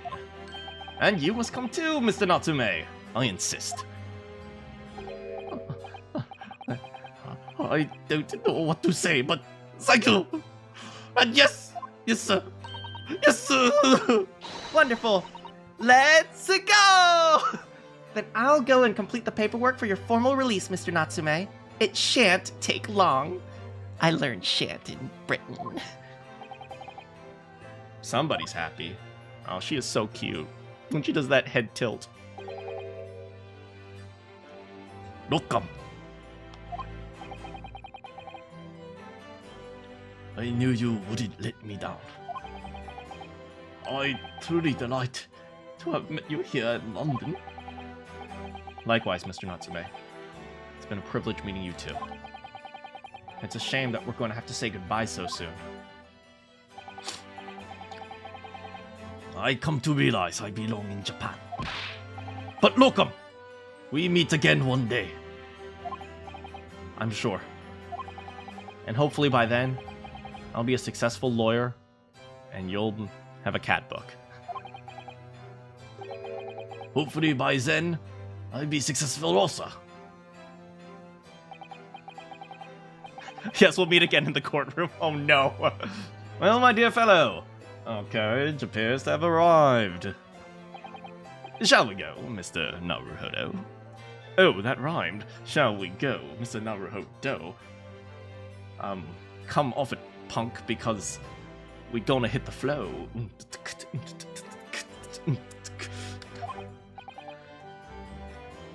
Yes, Mr. Sholmes. Also, what the frick was that rap? I've little doubt Mr. Natsume will be released in time for dinner this evening.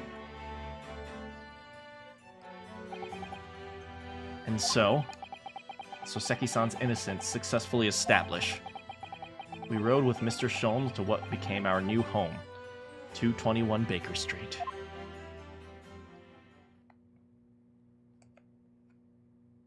Oh. Hey, it's not bad. You know, since we're talking about Persona 5, it's not any worse than the Persona Persona main characters room. It's actually better. It's bigger. And we have windows.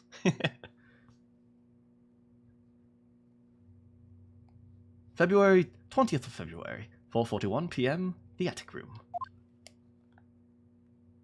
We have a nice little boiler, although it's kind of in the middle, but better than nothing. Have you guys? Are you guys afraid of boilers? I'm kind of afraid of boilers because they're hot. Like, I'm afraid, like, I'll trip and accidentally place my hand on it and, like, burn my hand off. It's one of the reasons why I'm afraid of, like, have you guys ever been to, like, a sauna, like a steam sauna with, like, hot coals and stuff like that? I'm deathly afraid of those because I'm afraid I'll slip and my face will land on the coals. Or hot rocks, whatever it's called. So this...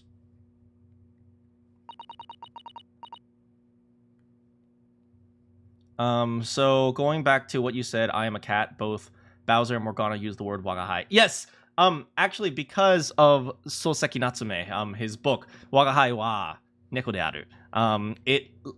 Wagahai is a very, very strange pronoun to use for I.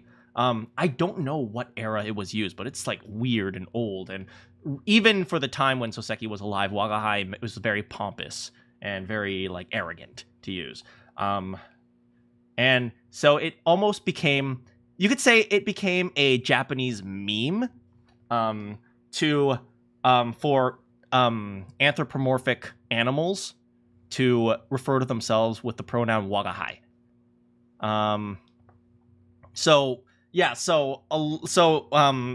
I do know Morgana refers to himself as wagahai. So it's in Japan, a lot of animals, or in fiction, refer to themselves as wagahai because of Soseki Natsume.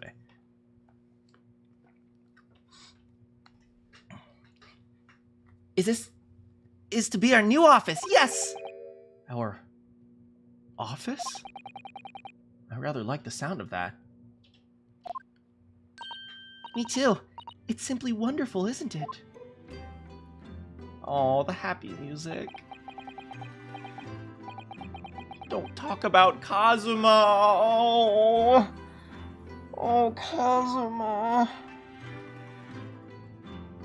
Why do they have to lie to us? Why did they put him so massively on the box art just to hurt us so? God.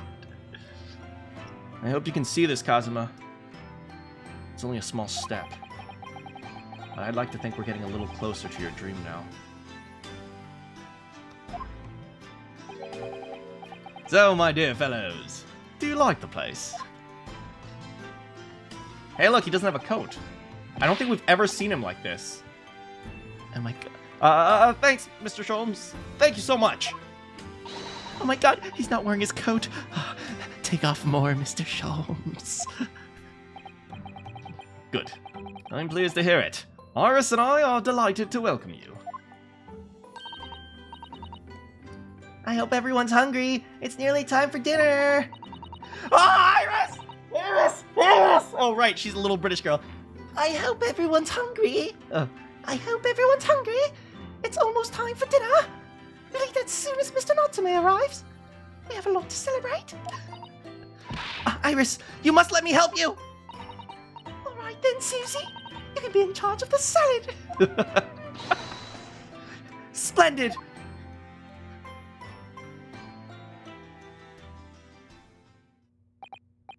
So, Mr. Naruhodo, how does it feel to have your own office in the capital? It's very exciting, actually. I can't help wondering what adventures await us. Those were precisely my sentiments when I first established my office in these premises. Until I discovered the dark truth about the City of London, that is. Is he flirting with us? London is a glorious place, full of wonder, opportunity, prosperity, mirth. But the brightest of lights have the darkest of shadows. Hell yeah, I'm a writer, baby! Shadows? What do you mean? Well, I believe you're aware of the murkiness that lies behind London's facade already. So, once again, Mr. Naruhodo?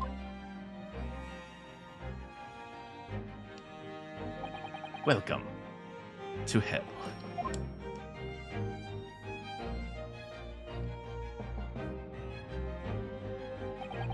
Of course, at the time, I had no idea of the significance of those words Mr. Sholmes so casually spoke of.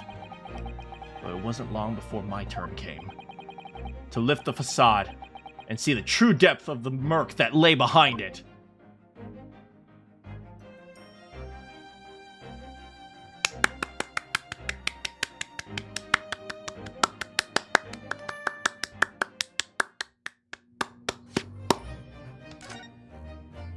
Alright, well, case 1 for 1, 2, 3, 4, so this is case 5, so we'll go to 5. That was a good one. I really like that one. It was one of those cases where it doesn't have that much to do with anything else, but it's nice to see, you know, just like Naruhodo standing on his own 2 feet. Is this the last one? I mean, they're usually 5, right? Should we continue? Or do you guys want to stop early and go into an early chat? This is a good place to stop, but I also am super happy to continue and start the last case. What do you guys want?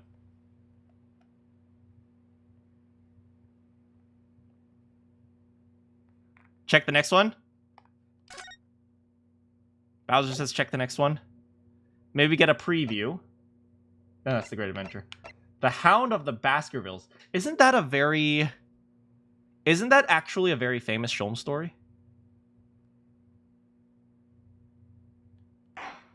All right, well, we'll start a little bit of this one.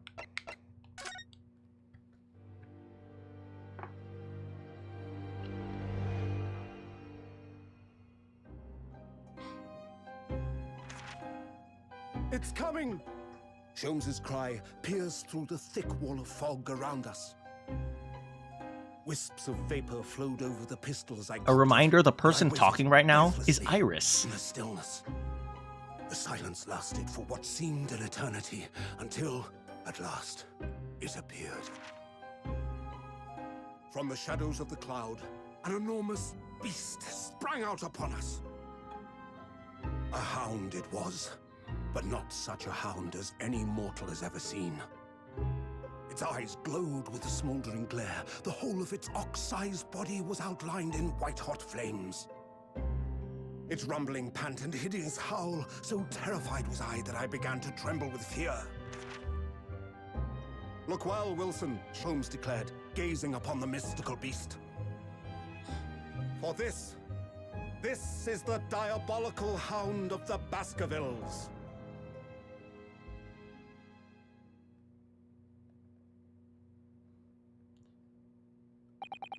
I thought Sholmes was a detective, but this is making him seem like a, what is it, like a freaking like wilderness adventurer.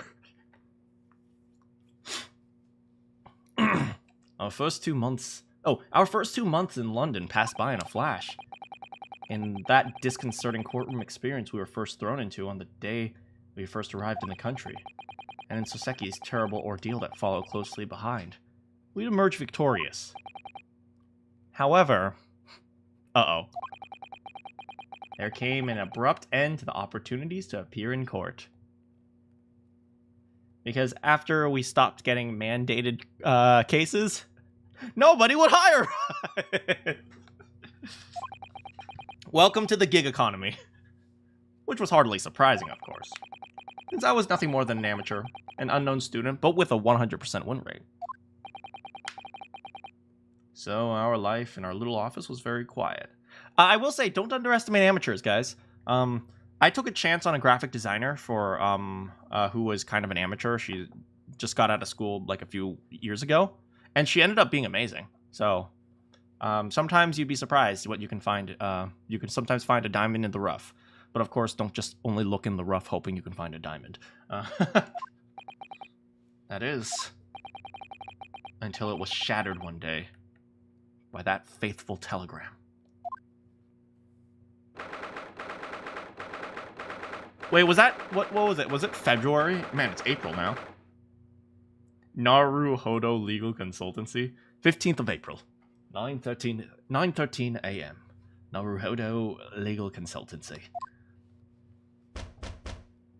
Knock, knock, knock. Hey, we got a desk now. Where are our beds? Where do we sleep? Guys, take a guess which desk is Naruhodo's and which desk is Susato's.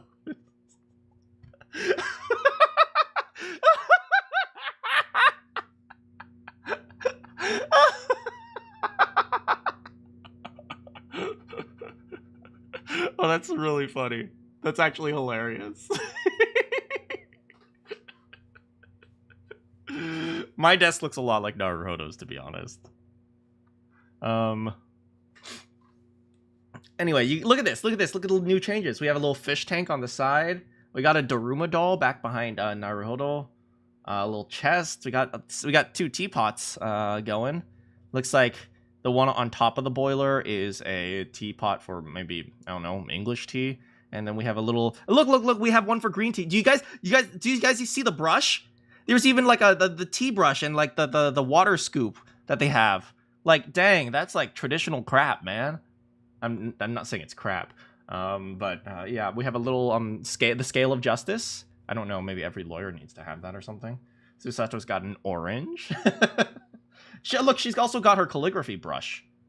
Yeah, I don't know how calligraphy ink is made. It's like they do a lot of like what is it? Like there's apparently you do some like mixing and scraping with water and stuff like that. I don't know. Yeah, interesting mix of culture. Hey, this is how cultures intermingle.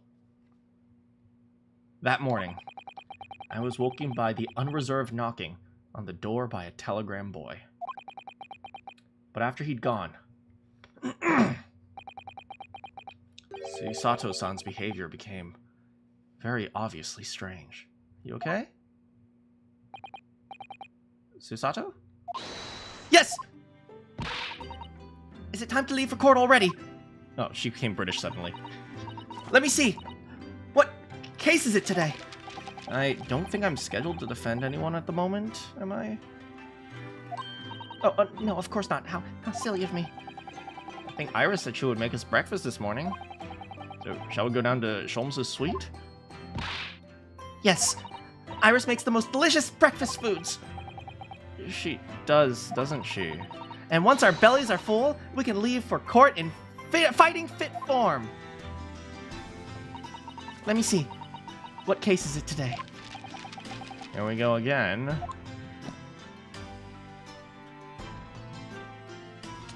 Are you okay? Everything okay? So what was that about? The telegram was delivered this morning, I mean. Oh, a telegram. I don't know what you're talking about. Girl, I swear to God, I'm gonna dump you on the street unless you answer me.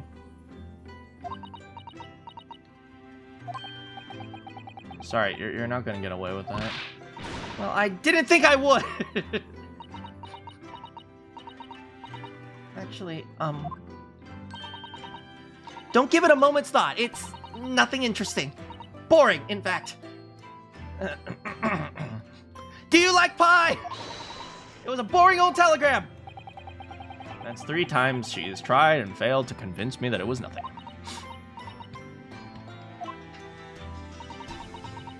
I promise that I'll tell you about it at some point. Oh no, what happened? Alright, I understand, but please tell me sooner rather than later. I suppose Soseki will have arrived back in Japan by now, won't he? Right, about a little bit less than 2 months, I think, to get back to Japan. He left immediately after that terrible ordeal. Which would mean he should have completed the voyage by now. Or be just a few days away. Maybe he'll send us a telegram. A fortnight ago, we had that very long telegram from him, do you remember? Complaining of seasick. But by and large, seems the voyage has been going well. Is something wrong, Naruhodo-san? I was just wondering, what might have become of Soseki if he had stayed in London?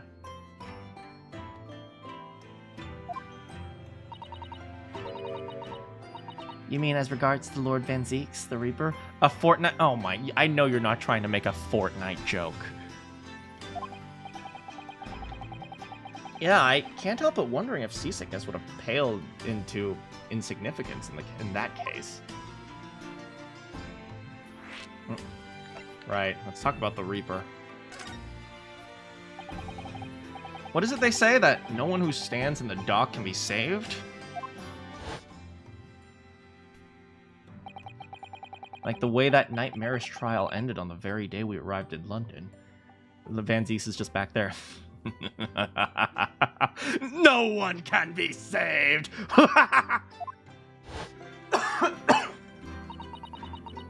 Even 2 months ago, the cause of the dreadful fire is still a mystery. At least Soseki-san's safely out of here. Presumably that means... He's burning me Lucky Charms!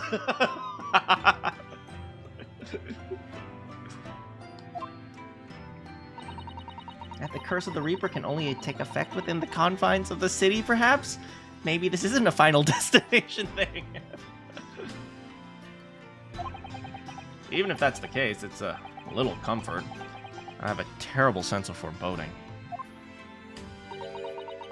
If the legend of the Reaper is believed, it would mean he wields the sword of justice himself. Come to think of it, I wonder what he's been up to these past 2 months. Surely not wielding that sword against more acquitted defendants. No, I don't think so. Apparently he bought a warhammer.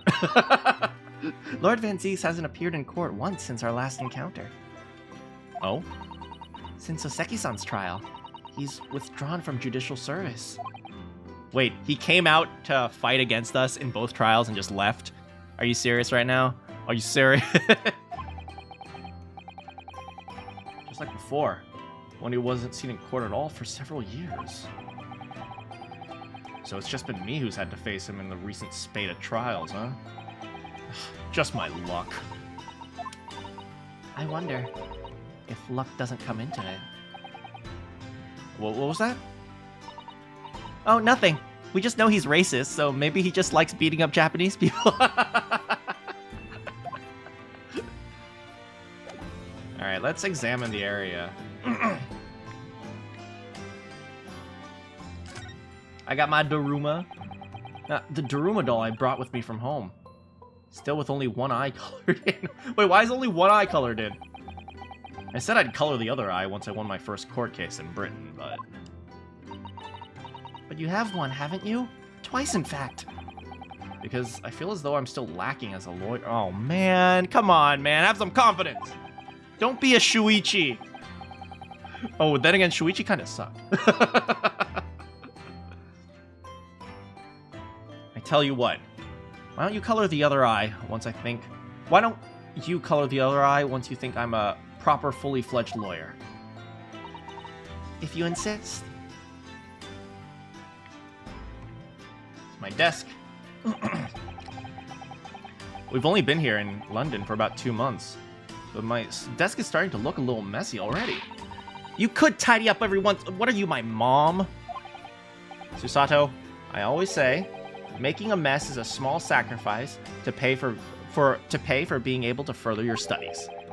And the time spent tidying up is time you can't devote to the same cause. Yes and no. And time spent on ridiculous arguments is time that could be better spent on simple housework!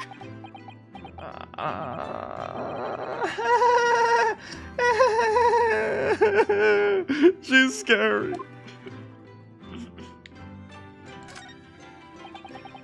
It's spring at last and the weather's warmer now. But I love the smell of the fire and the steam rising from the kettle. Oh, would you like some tea, Naruhodo-san? Thank you, Susato-san, but I'll be right for now.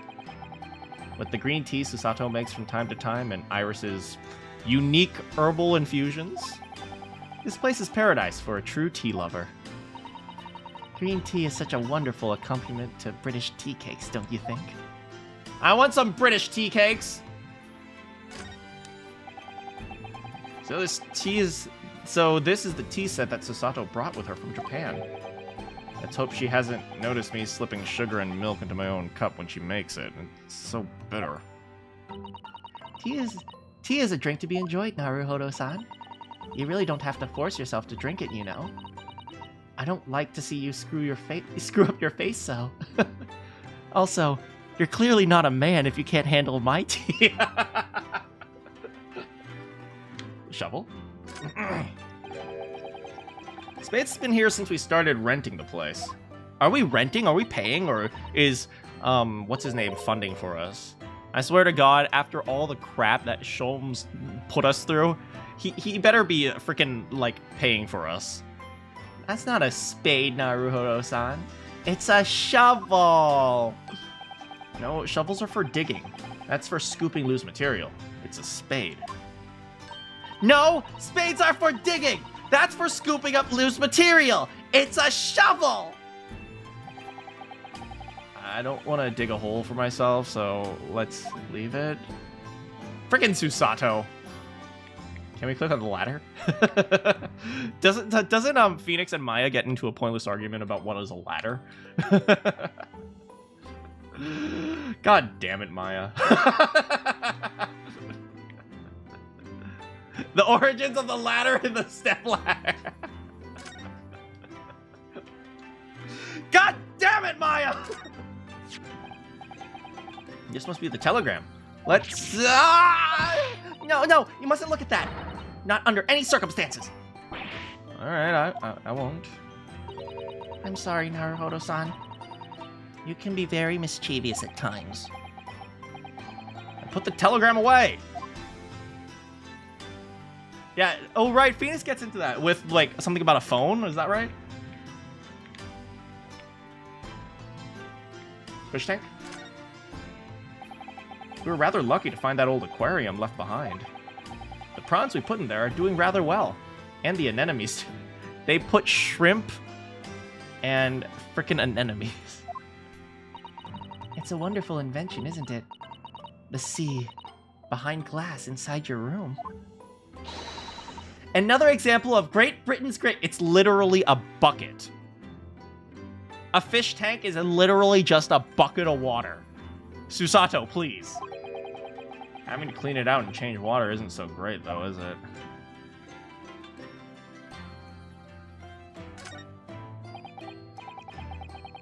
A fancy bucket of water? You know, I've never seen inside your room there, Susato-san. Oh, that's her room? Where's my room? Do I live in my office? I've never even peeped inside. I should think so too! A young maiden's private chambers is a place of bittersweet secrets, you know. Whatever you say, young maiden. Where's my room then? Where the frick is my room? Maybe my room is on this side. No, but my room isn't behind this wall because there's a window there. Do I just sleep on the floor? What the frick? Susato's the friggin' assistant!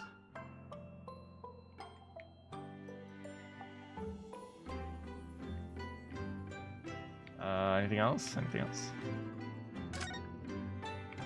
I hope you guys enjoy that. I just like looking at the stuff and looking at the flavor text sometimes. I hope you guys enjoy it. Oh, the chest, maybe? No, that's just part of the desk. I guess that's it. You know what would be really helpful right now? If we had that Danganronpa button where we clicked it and would go beep, beep, beep, beep, beep, beep, and show everything you could click on.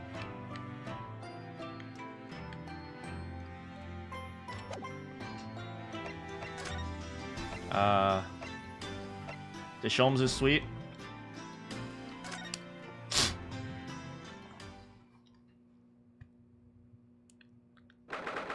"15th of April. Sholmes is sweet." Morning, Runo. Morning, Susie.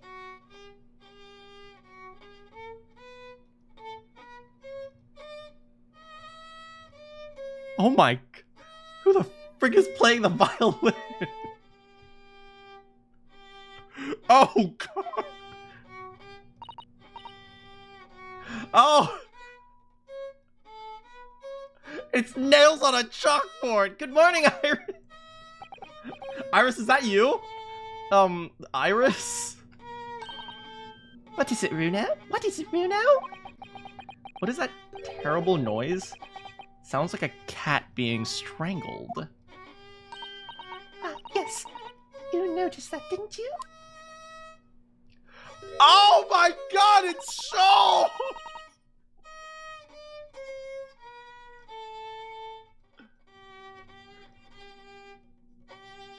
Oh!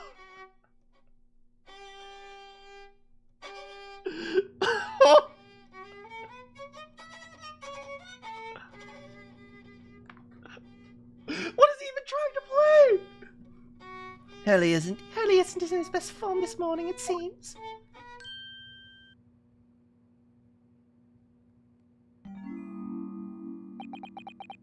Hello.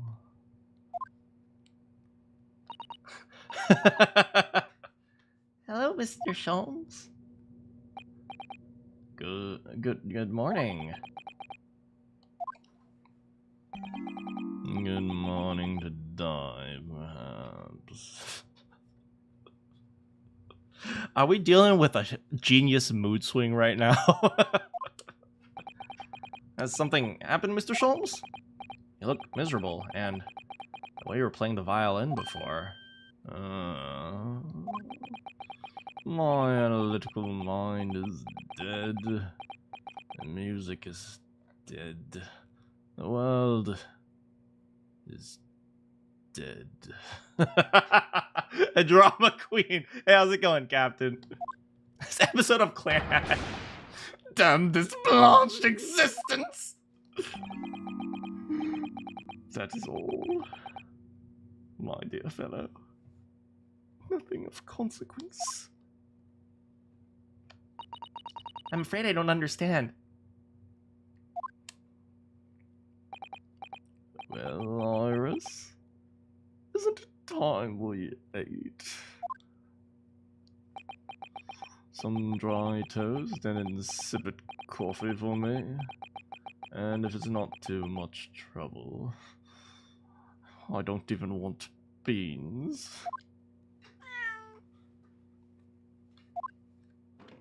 Hey, kitty! Meow, matey. Oh, look, it's Wagaha.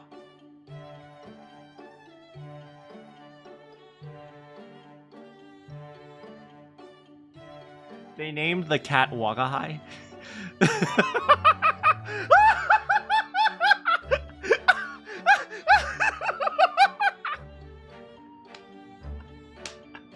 That is so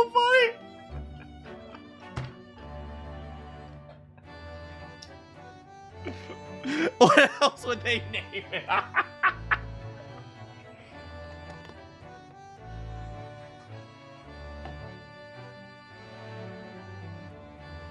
See, everyone misunderstood the book. Wagahai wa Neko de Aru is not, I am a cat. It's just a book about his pet cat, but everyone misunderstood it as some sort of like magical commentary on the changing cultures of the 1900s. But nope, it was just literally about my pet is cute. My cat is nice. I like my cat. And they're like, this is genius.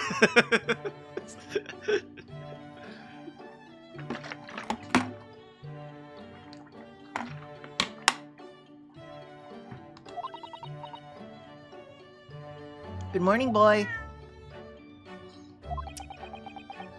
What else would we name it? I guess Wagahai. That must be some tiny door for cats to use. He's never seen a pet door? Or a doggy door? What do you call it? But how did it get there? Well then, everyone, it's time for breakfast. Oh, wonderful. Let me help you, Iris. It would indeed be a fine day to die. I knew something looked different. Oh, his desk is empty. Something's missing from Sholmes' desk.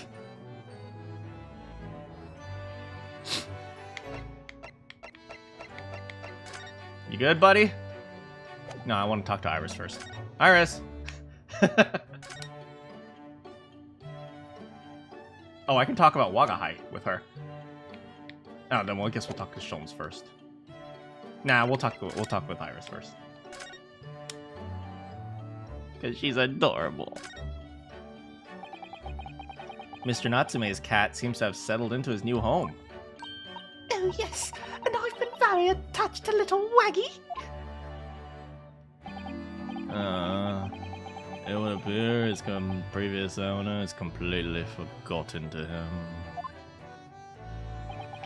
Cats are unfeeling creatures. Their mews are as empty as the hearts of the muses. Oh my god! Oh my! I think this picture just gave me freaking diabetes. Oh my god. Oh, look at her! Look at it! I am dying. It's too sweet. If Mr. Natsume has no intention of taking Waggy back to Japan, I wonder why he kept him here in the first place. I expect he would have taken him if he could.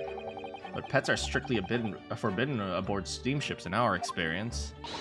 And for good reason. Terrible things can happen if the rules of passage are not obeyed.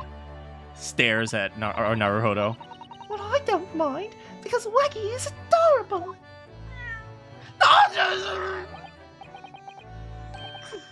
I'm a big strong man. Big strong men don't think about cute things. WWE, yeah. Work it out. Muscles. Barbecue. Ground beef. Okay, I'm manly again. Yeah, he really is. Oh, what about the door? I don't remember seeing that tiny thing in the main door before. Where did that come from? Oh, you noticed? You are observant, Ryuno. Look, I use this. It's my latest invention. What? I call it the cat flabbermat.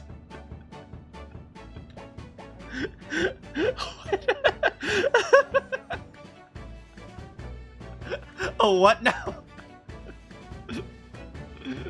You take soy boy moments for 100. Gosh, a machine for making doors just for cats? That's right. I can make a cat flap for a little furry friend like Waggy in seconds. And it can do it in any door. She created a gun for making cat doors. There's There is no way. This girl is too much.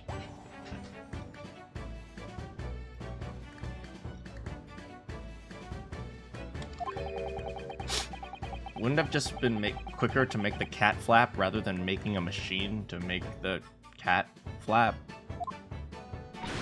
Well, yes, maybe. But now I can make cat flaps anywhere I like. And one here, and one here, and one here, and one here, and one here. Oh, I think it's wonderful.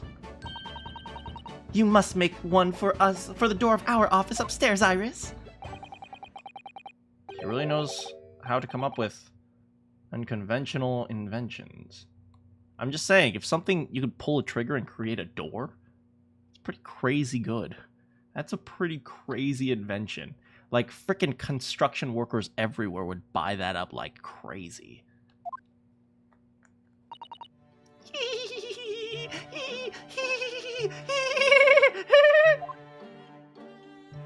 I'm telling you, this girl is the final boss. She is the frickin' final boss. She is like at the in the end, what's his name? Lord Van Zeeks is going to be dead, and the culprit is, or like the suspect is me, and this girl's going to be the prosecutor. She's going to be she's going to put us in jail. Like she is the final boss. She is like beyond the level of everyone else in this game. Look at her, she's so cute. I can't. Oh my god, look at her side of the room. Oh my god, I can't.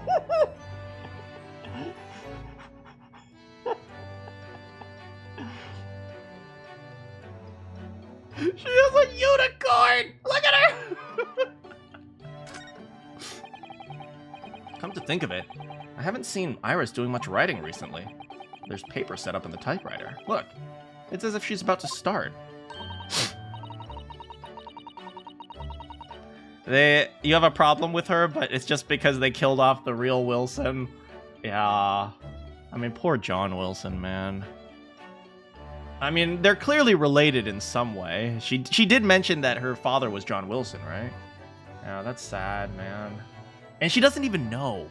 She doesn't even frickin' know. That's the saddest part, man. That reminds me when I mentioned that Iris was in the process of writing a full-fledged novel. Mr. Natsume was most impressed. Yeah, Mr. Natsume. That's what I'll be doing back in Japan, he said through tightly clenched fists and teeth. Look at his cute little chair. Oh, little tea set. Iris's beautiful tea set is on the table as usual. A cup of one of her special herbal blends always helps me to relax when I'm feeling the strain. Why do you need to relax? You don't have any cases. The English pastime of tea has many similarities with our own tea ceremony customs, don't you think? Except there aren't so many rules.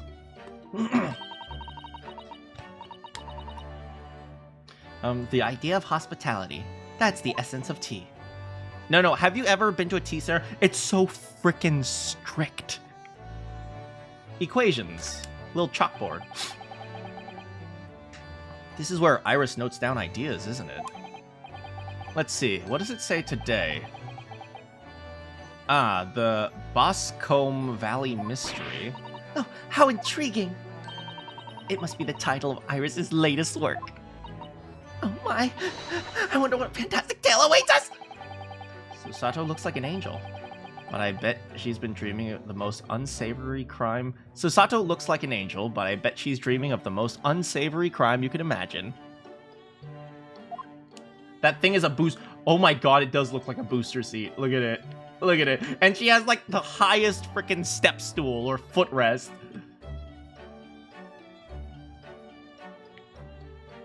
George Washington? Who is that? These are all mementos of Mr. Sholm's past cases. If he'd been involved in my case, I wonder if the beefsteak from Le Carnival would be on display. Oh god, no, maybe the bottle of water. No, friggin' Friggin' what's her name broke that. Brett! A mystery shoe, a curious hammer, some mysterious dancing men, a bust of Napoleon.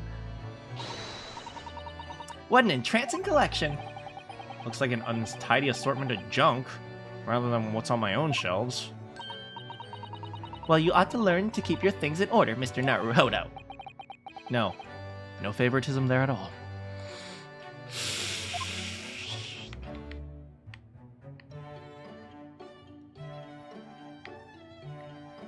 Anything else? Oh.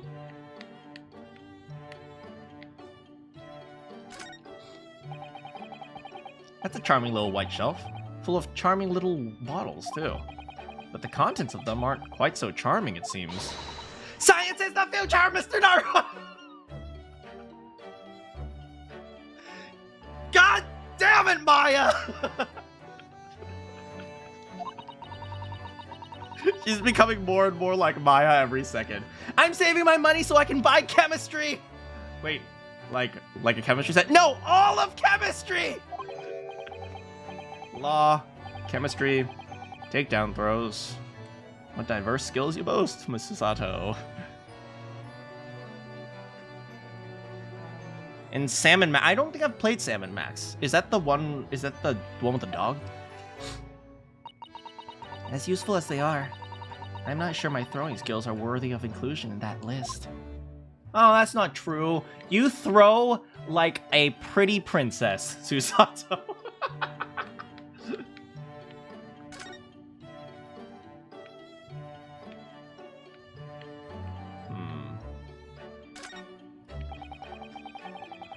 It looks like that huge metal chest is being used as a table for tea and coffee. It's kind of a nice touch, to be honest. Seems very sturdy, with an equally sturdy lock. Mr. Naruhodo, you mustn't go around opening things. Let me do it. I always have to keep an eye on you, don't I? You're very mischievous. How'd you come to that conclusion? Sofa. Oh, right, this thing. The fire is burning comfortably in the grate again today. Man, I wonder what it would have been like to use a fireplace. I had a fireplace when I was growing up, but never used it. It was just kind of there. Like, we had a chimney, but it's like, it's not like we actually lit a fire in the fireplace, because we had heating, right? So. What'd you miss? We've just been exploring Sholmes' house. It's a very different feeling to a Japanese hibachi somehow. Oh, look at that photographic print of a lady displayed on the mantelpiece. Could it be? Yes, it must be. It's the woman. Oh, how exciting. What? Is that supposed to mean something to me? I got an achievement for examining a picture of a woman. What? What? It's the woman? What woman? Susato, I'm so confused!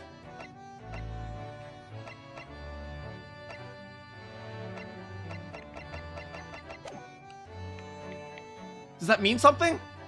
Am I not as big of a Sholmes fan as or Sherlock Holmes fan as I thought? Honestly, I'm not that much of a Sherlock Holmes fan. I just happen to have read a few of the books. The more famous ones.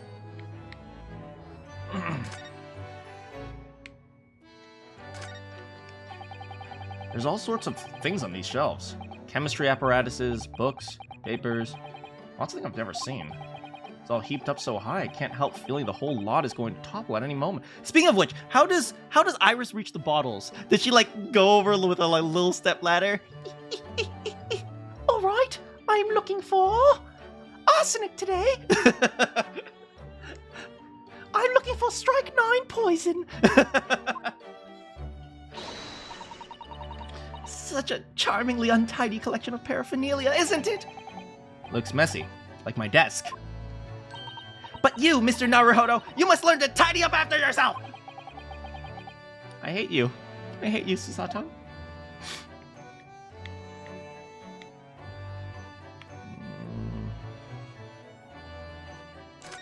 What's the pipe doing there? Look at Mrs. Sholmes' desk. Completely clear. Isn't that an enormous machine? I think I remember the machine.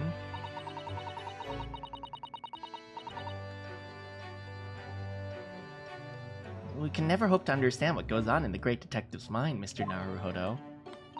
Why, the next time we're invited, we may find he's vacated the entire suite. That's scarily plausible. Oh, I thought the pipe being next to some, like, frickin' experiments would actually warrant a reaction, but I guess not. Anything else? No, that's it. Dang it, I wanted to explore more. Oh well. Oh, I'm still standing here. Pictures? No.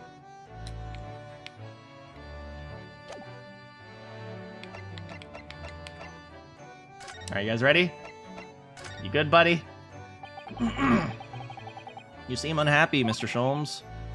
What happened?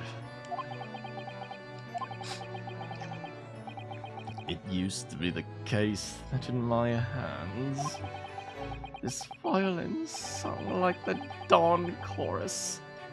Its malevolent tones would make flowers bloom. It would? But now, the muses are unamused of me. The goddesses of music have thrown me over. Whatever do you mean, Mr. Sholmes? For hours I have bowed, for days even, through the night I have endeavored to no avail. That sound, my tone, is lost. That brilliant, clear, unwavering tone. Gone further! No more recitals of unbridled emotion! Oh. Well, you haven't been practicing much lately, have you, Hurley? Oh, well, you haven't been practicing very much lately, have you, Hurley? Don't worry, I'm sure I'll come back to you. Heed my words, Mr. Naruhodo. The goddesses of the arts are fickle. One day, they bestow genius on a man. The next, they unmercifully withdraw it. Oh. Well... Why is this happening to me? If they take the turn I have for the violin from me, what is left, for pity's sake? What is left?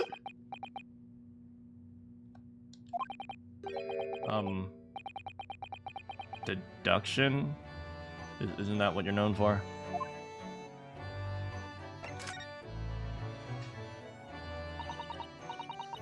Mr. Sholmes, I don't like to pry, but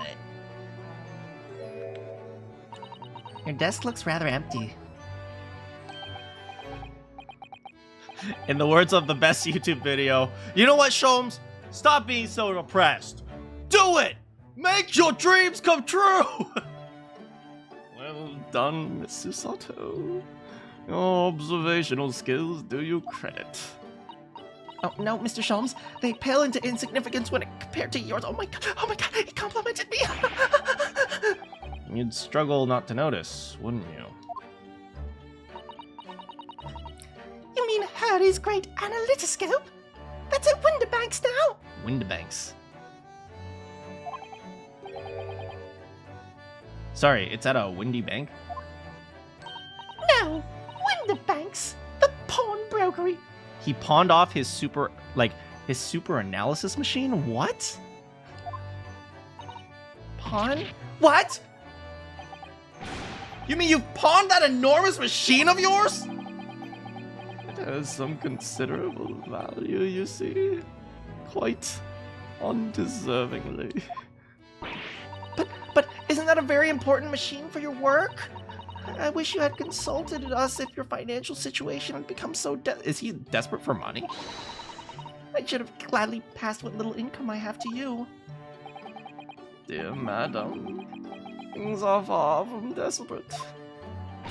But the pawnbroker has your wonderful machine! How can it be anything but desperate? Making use of a pawnbrokery is quite ordinary here in London, I assure you. Is he talking about the whole, like, pawning process? Where, like, you essentially use a pawnbroker to actually create a loan? I think that was a thing, but I'm not sure how prominent it was. I've heard of this before. I don't know anything about it, but I know there are places where people, like, they use pawnbrokeries as, like, essentially a bank to get a loan. And it's easier to do because you don't have to do credit or collateral or that. I mean, I guess the thing you pawn is the collateral, but...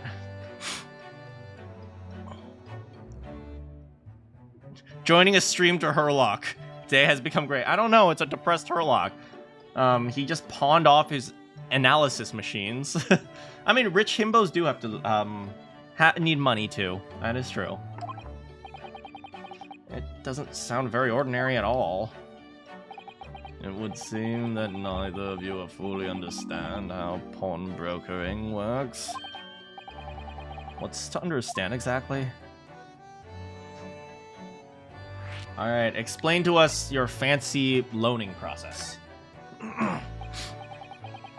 What do you mean when you said we didn't fully understand how pawnbrokering works? Broking works. For the people of London, pawnbrokeries are akin to bank. Yeah, he's explaining that! Was that a thing that happened in London? Like, was that like a super common thing in London?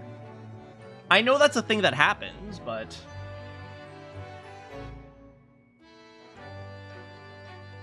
Is that like a thing? Like a very common thing?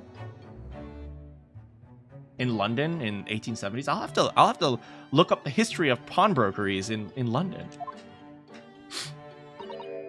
Banks? On Mondays, merchants relinquish their finest jackets and trappings to the pawnbroker of choice. With the money they receive in return, they are able to trade happily through the week. And then on Saturdays, they go to recover their things using the money they've earned. I had no idea. This has become a fascinating lesson for us. Man, use a pawnbroker to buy a house. Because let's be real here, you're not affording mortgage nowadays. Everyone does it, you see. Especially in the inner London. And should they have money to spare, they would purchase another fine jacket. Not to wear, obviously, but to pawn should the need arise. Oh, how ingenious. I don't know, maybe just keep the money? But then again, I don't know exactly how it works. There was like some justification behind it. Like, for the same reason that like gold and money, but I don't know the history well enough, man. So whenever we need something that's getting in the way, whenever we have something that's getting in the way, we leave it at Winterbanks, you see. A pawnbroker can be thought of as an extremely secure vault. I would have thought that even pawnbrokers are different here in Great Britain. Do they have pawnbrokers in Japan right now? Of course. You have to watch Hurley with it. Sometimes he pawns things he really shouldn't. Don't you, Hurley? I hate my life. What does it matter? The world is dead to me now. You okay? Oh, what was that? Wagga high? Clatter, clatter, clatter. Screech!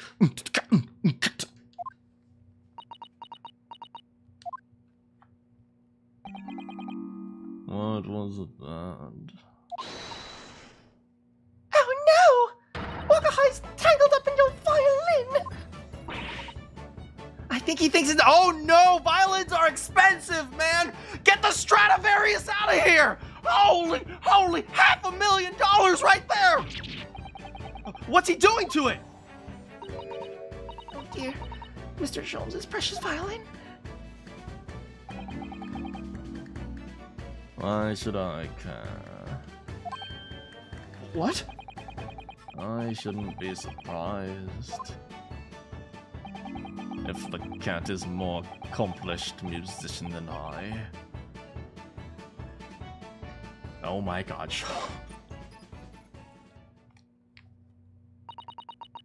Mr. Sholmes really is in poor spirits, huh? Well, anyway, I shall put it back to where it lives, shall I, Hurley? Out of the cat's reach if possible. Maybe we should assess the damage. Cool. Where is the violin? Where's the cat? Oh, there's the violin. Yo, yo, yo, yo! You do not put a violin right there! Like, it could literally just, a tiny shift could make it fall on the floor and snap. No, no, no, no, no. Take better freaking care of your instrument. Oh my freaking god. Is that what bows used to look like? Is that what bows used to look like? I mean, I'd believe it, but man, that bow looks weird.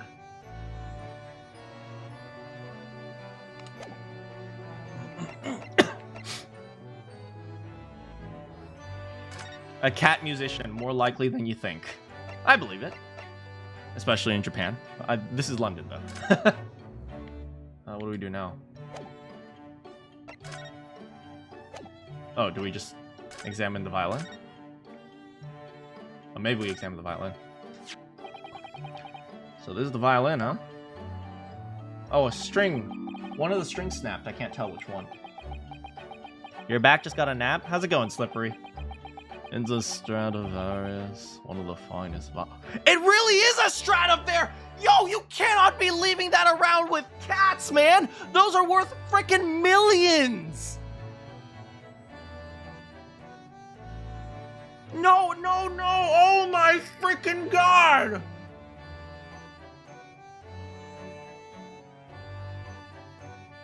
One of the finest violins in the world, made by the renowned Italian luthier Antonio Stradivari.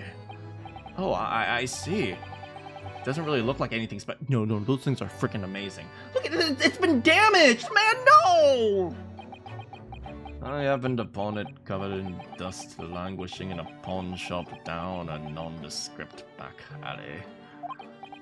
The broker had no idea of its value, so I was able to purchase it for a mere 55 shillings.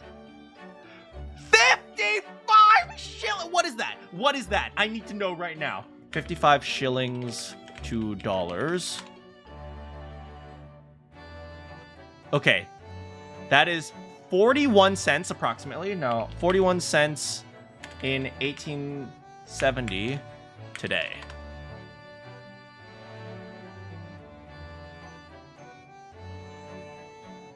40 cent. He purchased it for $10!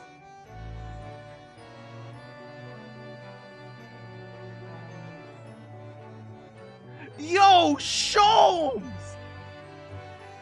Sholmes, what a win! Yo, Sholmes! What a freaking monster! Yo, that's amazing! What is that? 1,000,000 divided by 10. That's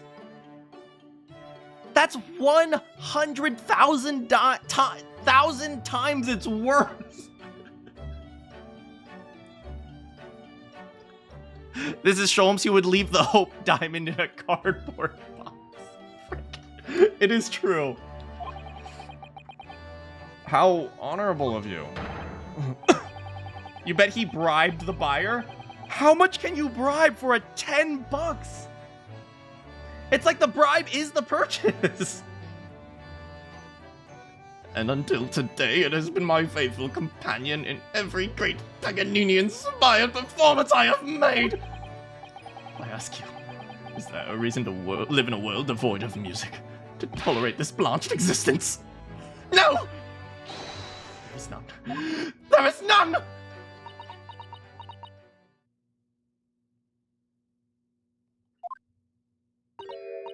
Mr. Sholmes? What, dear madam, what? My thoughts are preoccupied with fancies of release from this dull routine. Sholmes is literally thinking about oofing himself because he don't play violin good.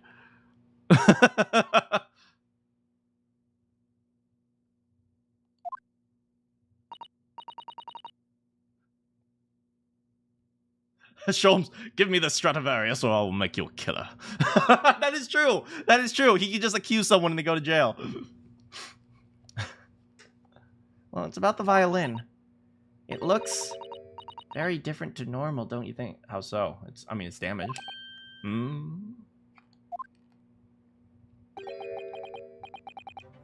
What do you mean, Mr. Sato? Oh, Susie's right.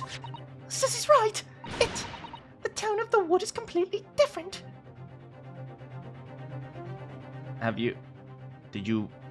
Is someone steal his violin, maybe? That's not all. There was no crack here before. Wait. It's not even the right size.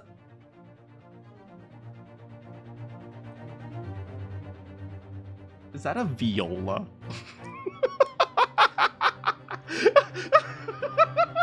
Not a viola! Oh no!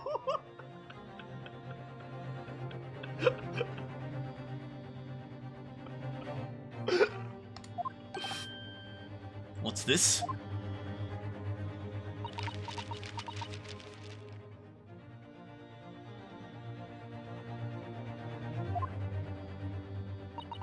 I'm terribly sorry to have to tell you this, Mr. Sholmes, but that instrument isn't a violin. No! No, you're not! Then what? I believe it's an entirely different instrument. Called a viola!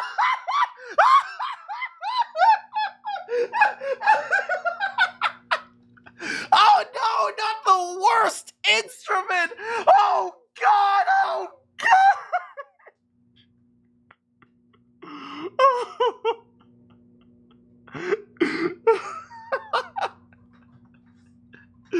What is a viola? The difference between a violin and a viola? A viola is larger and it generally plays a fifth down, so it plays lower notes, essentially. What's wrong with a viola? Well, it's kind of a joke in the musical world that a viola is just... Violas are just, violinists who... They're just... the joke is that violists are just bad violinists. That's kind of like a running joke in the music world.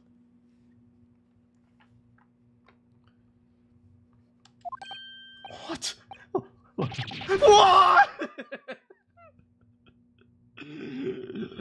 He got a crappy viola. Where's his Where the frick is that $1 million violin? Did he? Is that crappy is that Stradivarius? Is the Stradivarius he thought was a Stradivarius actually this crap? Are you all right? You're right. You're quite right. This isn't my faithful Stradivarius.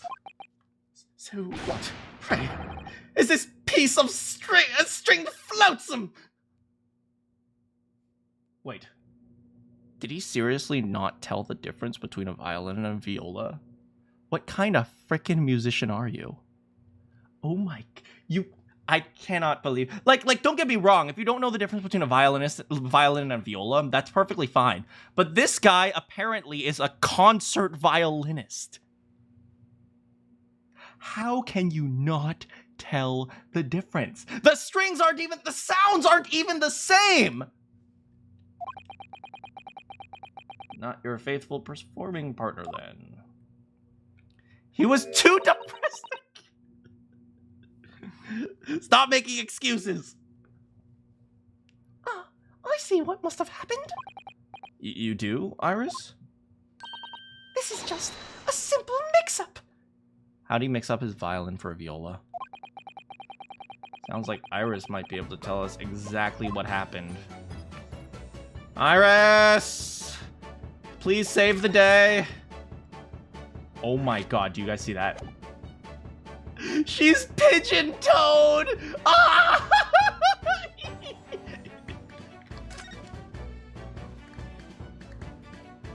How is he a detective and an expert violinist? Well, apparently he's not an expert violinist. What did you mean by a mix-up, Iris? Well, you see, this this viola was at Winterbanks until last week. At the pawnbrokers? Not Mr. Sholmes' beloved music partner. Not Mr. Sholmes' beloved music partner? There is a proverb from the East, with which you are no doubt familiar, my dear fellows. Always let a beloved child travel. What? Yes, indeed. So you sent your beloved violin to the pawnbrokers and hoped that they would experience personal growth?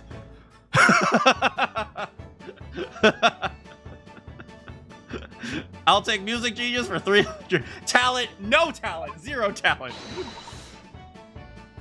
He does tip his hat.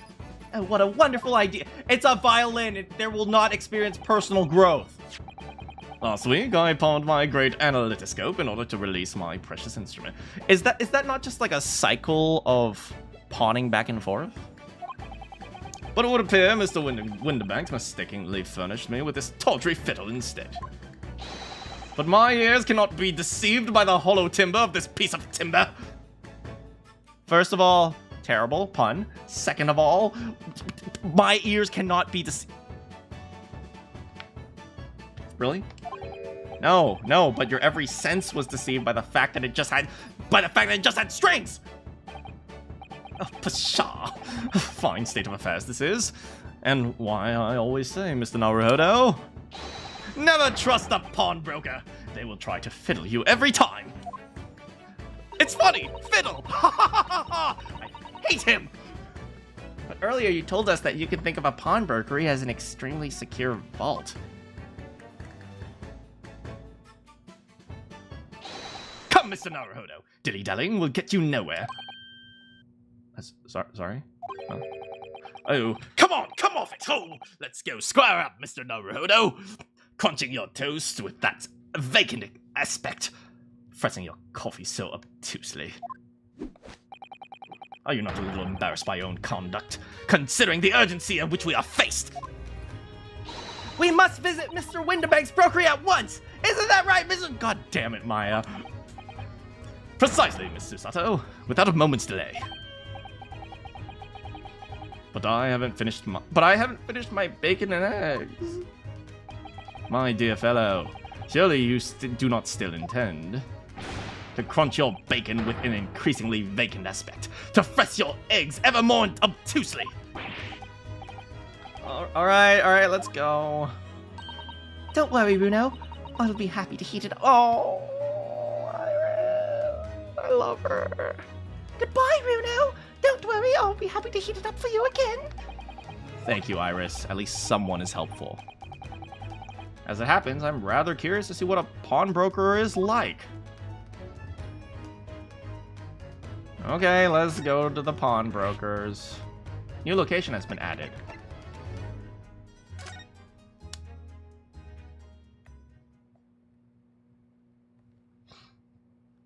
Hey, look, there's Pinocchio.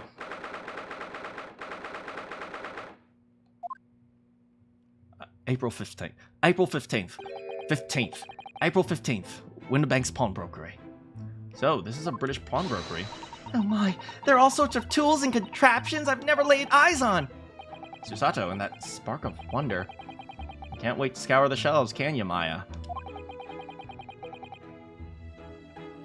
I get the impression you enjoy places like this. Oh yes, I don't know why, but seeing such a lot of things I don't understand is a real thrill. My dear fellows, let us not forget why we're here. Oh, Mr. Sholmes. We are calling on matters of business, not pleasure. And clearly Mr. Sholmes means business. Yo, you're getting a little bit too close to Susato there. No, whoa. From the fury in his eyes. Mr. Sholmes, sir. Welcome back. Did you hear that brazen welcome? Well, yes, we are potential customers after all. We are disgruntled customers, Mr. Naruhodo. And it's time to inform Mr. Winterbank of our ire. Come! The fight is afoot. Hello, sir. So much stuff to explore. But we should get the violin first, and then we'll explore later. Naturally, you'll recall this, which I retrieved from you some days ago. Grossberg. Kind of does look like Grossberg. Absolutely, we are going to love and protect Iris till we die. Yeah. This second-rate fiddle is not my faithful instrument, is it, Mr. Winterbank? The color of your wood is different. Holes in it. It's not even the same size. A wonderful summary of our observations, Mr. Sholmes. I'm so very sorry, sir. How utterly unforgivable of me. An inexcusable mistake for a pawnbroker. There is only one way to make amends. Yo! Homie! Whoa! Hold on! Hold!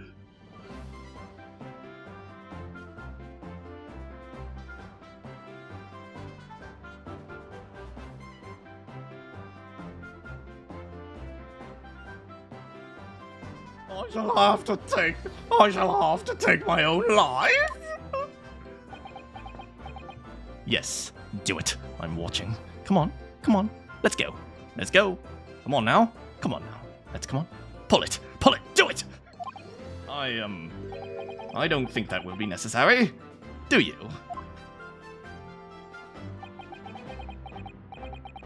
If I may say one thing before I pop off. Yes. You have this part saved, it's so unexpected. I know, right? This is a freaking kids game. It was you, sir, Mr. Sholmes, who took it upon himself to remove the item the other day, I believe. Sorry? As I recall, I entered the storeroom to fetch your violin when I heard, here it is. You did. And when I turned to controvert you, you had taken the viola and left, sir. Thanks for coming, Captain. Wait, so it was all Sholmes' fault. This was all Sholmes' fault.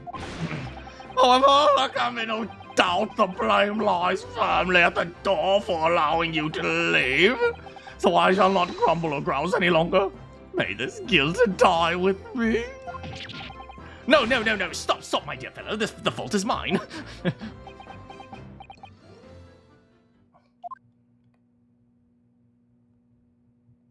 Sir. Right, at this point in time, I'm pretty sure therapy is only for women. Like, men didn't go to therapy. And the solution was almost always, like, cocaine. Or, like... Only women went to therapy, and the solution to depression was drugs. So, yeah, I don't think there's any therapy for you right now. But if you need a hug, I'm here. Here, come on. Bring it in, buddy. Aim it at Sholmes. Yeah, absolutely. Aim it at Sholmes, man. Just kill him. It would appear that the fight is over. I do humbly apologize, Mr. Winterbank. Evidently, my questionable disposition precipitated this tragedy. Well, you wouldn't be Sherlock Holmes without that questionable disposition now, would you? Haha! I do believe you might be right, sir! It's either laugh or cry, I suppose. You are? It must be said, one of my more challenging customers. Didn't I remind you of the peculiar collection of items you've brought to my door in the past? Oh? Peculiar items. Takes out a notebook, starts writing down. This is going in my Naruhodo Sholmes fanfiction. In the extreme, ma'am. For example, the unpublished manuscript of an eponymous work, The Novels of Sherlock Holmes, or some such. Oh my, a new, fully fledged novel! And unpublished! A story I have to read! Oh, forgive me! Wait, before you die, you must tell me. She don't even care about his life. She's like, okay, tell me more, then kill yourself.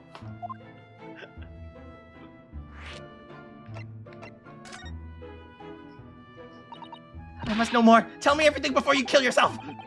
Wow, Susato is really fired up. Dang it, Maya. Is it really an unpublished story under this very roof? Well, one day the gentleman here brought an old metal chest, you see. I should like to entrust this in your care for a while, Mr. Winterbank. For a chest like that, 1 shilling, sir, not a farthing more. Oh, it houses. It houses something of great value indeed. The latest manuscript, recounting the adventures of one Mr. Herlock Sholmes. I beg your pardon. You wish to deposit a manuscript? Indeed I do, for I am confident it will be quite safe here. And that was that.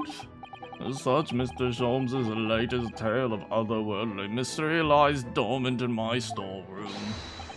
Mr. Sholmes, is that really true? Do I sense that someone doesn't want to talk about this? I continue to pay your fee, do I not? Then kindly continue to store my belongings securely. Of course, sir, of course. They're safe and sound with me, I assure you, on my life! Sir, please. Do you need... Do you want someone to talk to? It's all very strange.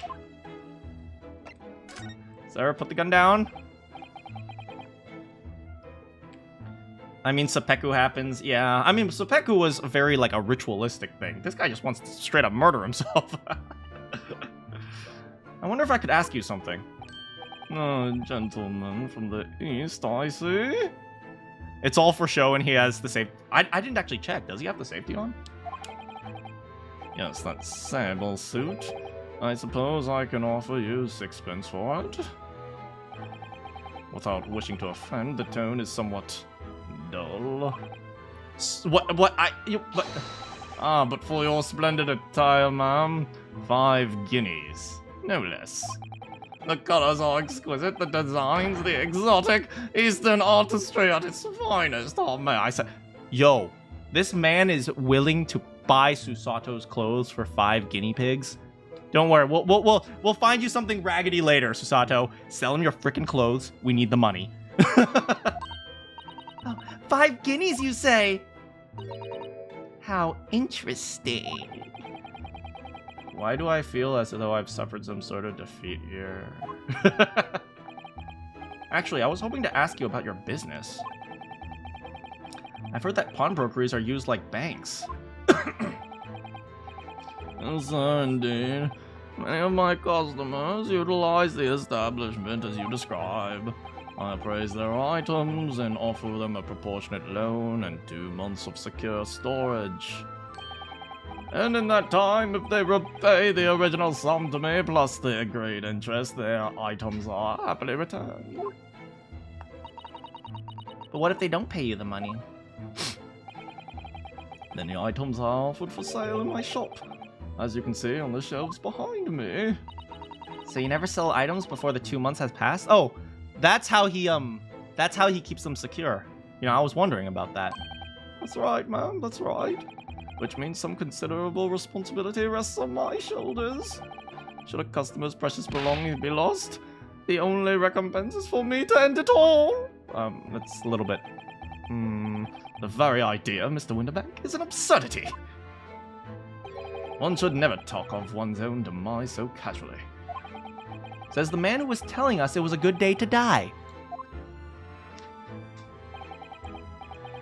Let us not forget, I have already helped you take measures to ensure that such a tragedy never occurs. What sort of measures? I engineered a simple device, which Mr. Winterbank has installed here in the shop. I call it the Red-Handed Recorder. Is it not so, Mr. Winterbank?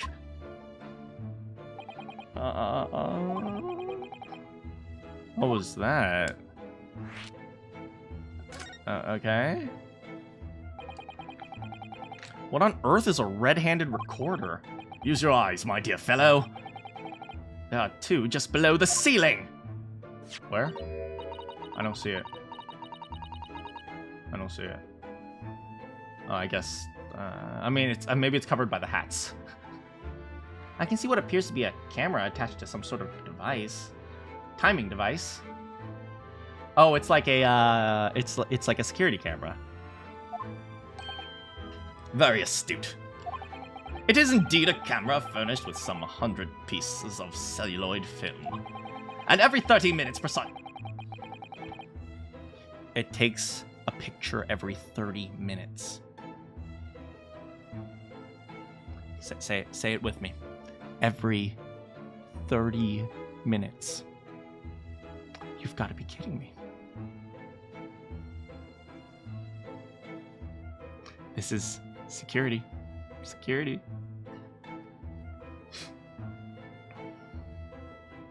Do you have something better for the time period? I don't know. He carries a gun. Bootleg Mui Ruma camera.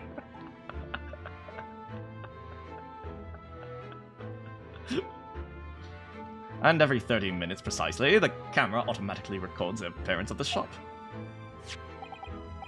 Here I have an example I can show you. Gun camera. Yes, exactly! You don't need to take a picture of the guy stealing your stuff. You shoot the guy! Ah, yes, a print from the camera to record the activity on the shop counter. I developed a special type of film so sensitive it produces crystal clear images in the dark. Really? That's extraordinary. That's actually pretty cool. Wait. Is there a realistic picture of a golden retriever right there?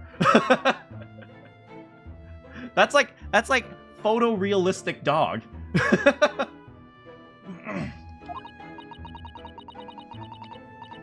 Yes, you can clearly see the counter and the door behind it.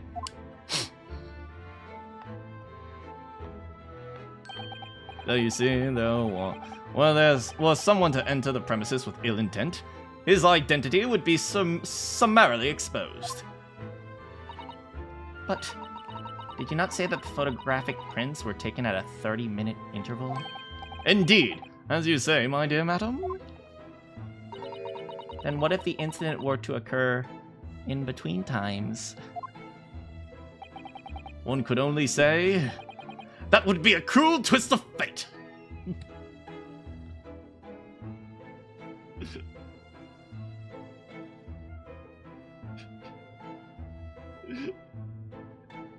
I can't. I can't.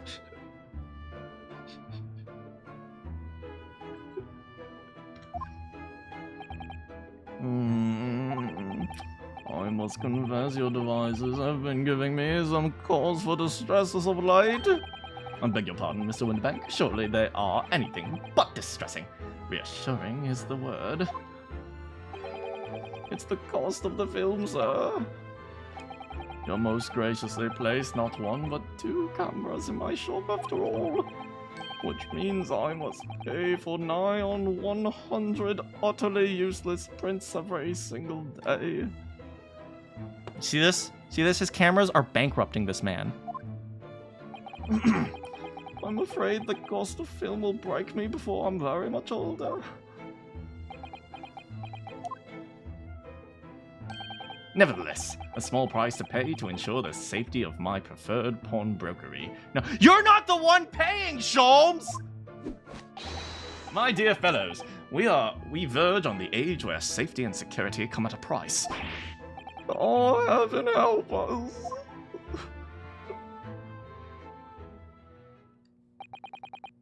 Now then, Mr. Sholmes, allow me to return your precious violin. Oh, that looks like a Stradivari. Well, it's why is it so red? I don't know. Maybe some Stradivariuses are very, very red. Ah, the very thing. Thank you, Mr. Winterbank. Perhaps this might mark the end of the particular items you try to pop. I mean, you can... I've seen people pawn instruments. Because if anything were to happen to one of them, this would be the only answer! The only answer! I really think you ought to stop waving that gun around. Someone, namely... Oh my god, the safety is off. The safety is actually off. He pulled down the thumb flap. It is literally active. The gun is literally raring to go. The little thumb trigger, it has been pulled down. Yeah, he meant it, baby. Better not put it in a dusty cap. Bernard? Sorry? I've only loaded a single bullet, so no one but myself could be possibly harmed! I feel like that's the worst possible use for a gun, but that's not really what I meant, but good day to you then, Mr. Winterbank. It's been a pleasure as always, Mr. Sholmes! So, Mr. Naruhodo, now we can explore! Yay!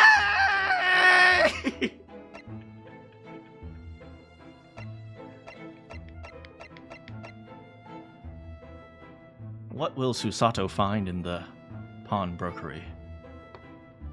Will Mr. Winterbank ever find a therapist? Find out next time.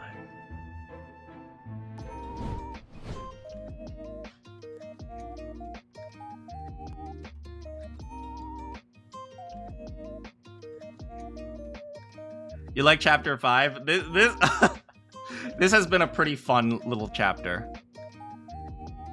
And I really do enjoy working on my British accent with you guys. I hope you guys enjoy it as well. Because, you know, I told you guys I only knew one style of the British accent. So, you know, practicing it with it and trying to do different emotions with the British accent has been really helping me too. So you guys don't know how happy I am that I can, you know, just share having fun with you guys. British mana has grown. Is that so? Right. I'm not too confident. I'm still making mistakes. The word ask, I just made a mistake on just a few moments ago, but, you know, just little by little, I'm hoping to piece everything together. And it's really making me so happy that I can do Sholmes' voice a little bit more confidently now. Right, so, oh, I'm Herlock Sholmes, and, Mr. Naruhodo, no, don't do that right now. Yeah, that, don't do that right now. Yeah, like, you know, I'm trying to make his type of speaking very precise. So, like, you know, even when you have a accent, right, you can use it in multiple different characters, and that's been really hard for me, so I've been trying to practice doing multiple different characters. I find it weird that you can toggle autoplay on while watching you mean on YouTube? Yeah. That's the you're right, the ask versus ask. Right. Ask. Ask bath. Past fast. Chance. Romance. Romance or romance? It's romance. It's definitely romance. Let me check.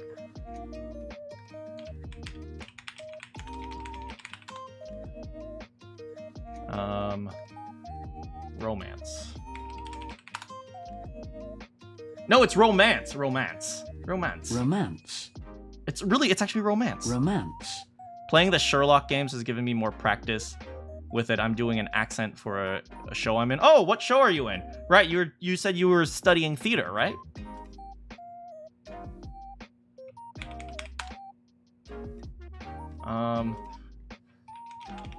Let's actually read out the list of words, just for fun, okay? You guys ready? Abaft. Advance. Advanced. Advancement. Advancing. Advantage. Advantaged. Advantaged. Aft. After. Aftermath. Afternoon. Afterward. Aghast. Alabaster. Alas. Answer. Answerable. Asked. Ask. Aunt. Auntie. Autograph. Avalanche. Bask. Bast. Basketball. Alice by heart. It's just for a summer show for school. I'm in Dracula, a feminist's revenge. That must be a modern play.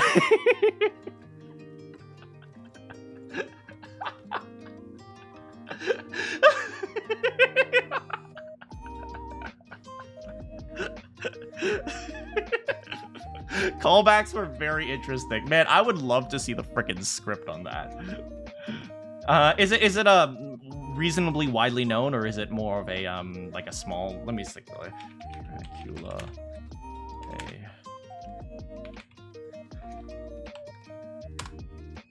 Oh my god, it's actually a stage play.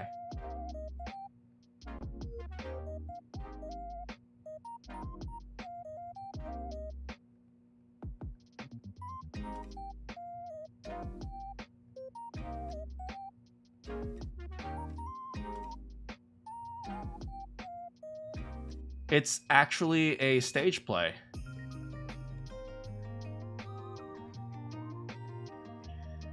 The porter asked the manager to grant him an advantage. Ugh, that's a horrible sentence. The porter asked the manager to grant him an advantage.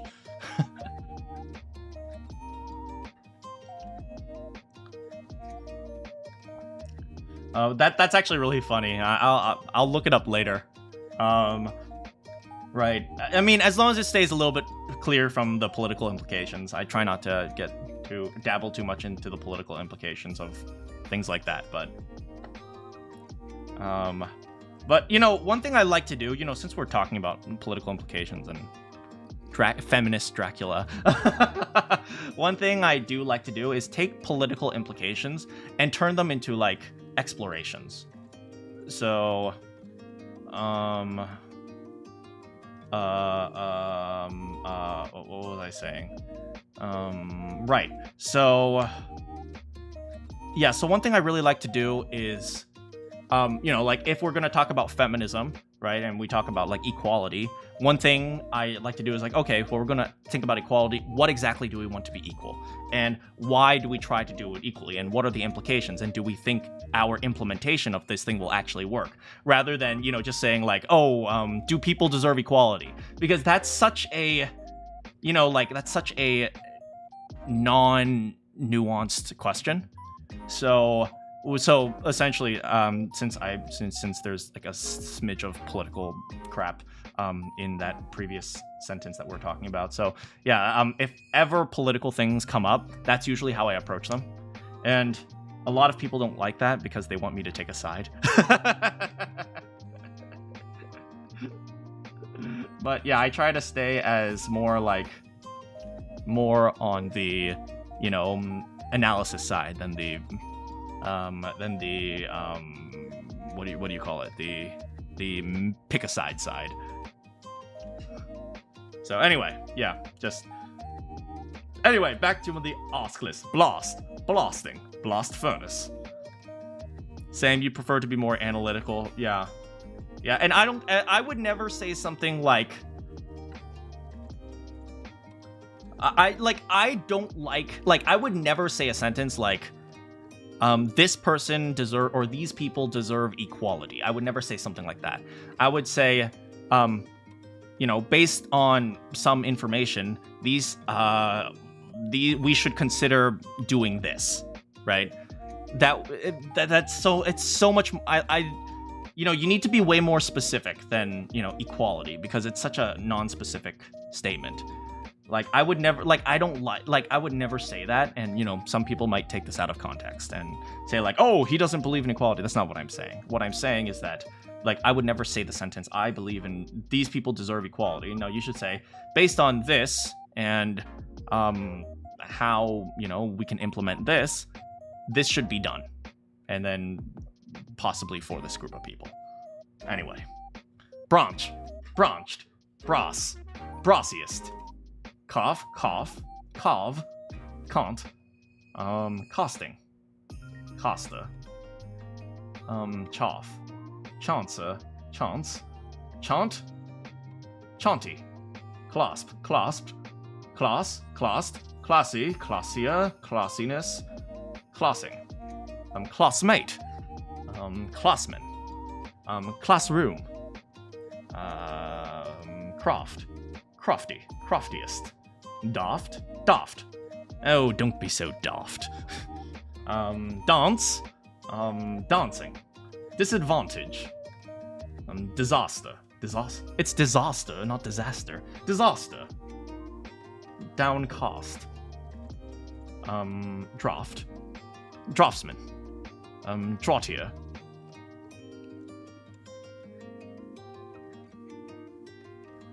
Oh, is there someone in the chat saying something? Oh, I didn't even notice. It didn't appear on the live chat. Because, yeah, it didn't appear in the live chat because it knows it's kind of spam. But, I mean, feel free to donate $50. And I will see what I can do. I didn't even realize. Thank you for actually writing, Randy. Thank you for saying @salmonprint. Yeah, please do donate $50. I'll be happy to shout out someone.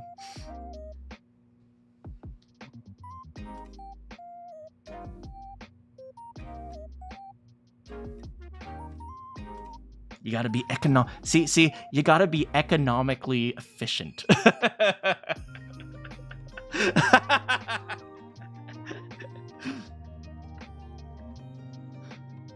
Right, if someone's gonna donate $50 to give you a shout out, I'll absolutely do it. Yeah, Salmon, absolutely. Yeah, please. I'd be more than happy to give a shout out to someone. Yeah, go ahead and donate, and I'll take care of that for you.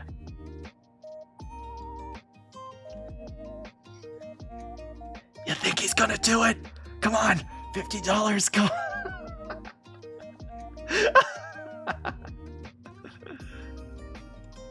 But yeah, thank you, Randy, for typing your comment, because then I saw that there was someone there. I'm on top chat, which is why I didn't see it.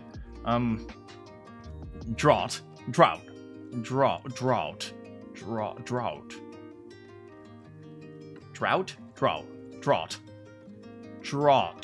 What is drought? Drought?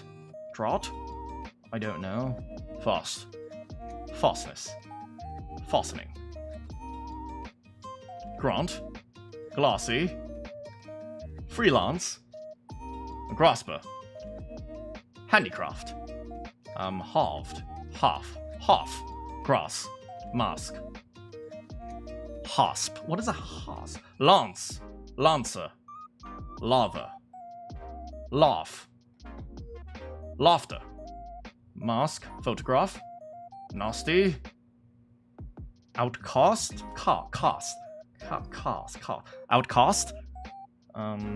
Outlast. Horror game. Overglance. Overtask. Paragraph. Pass. Posture. Pasta. I don't have any cash though, but I mean, you said that I mean, you said you donate if you gave a shout out. I'd be more than happy to.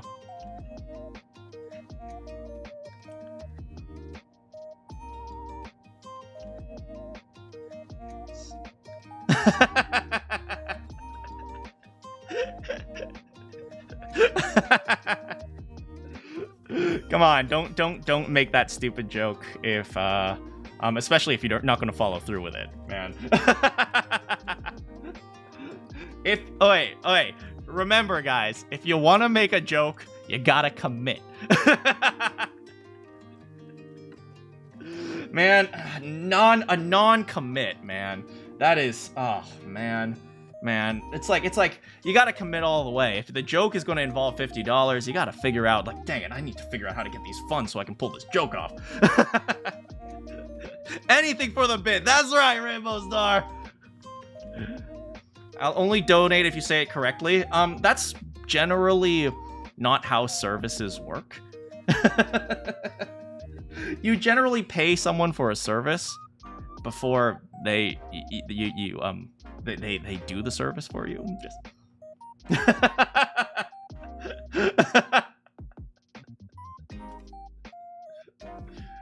oh man, I'll tell you guys actually. I used to give a lot of leniency to my clients.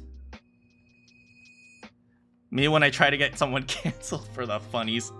I actually used to give a lot of leniency for my clients, for my voiceover stuff.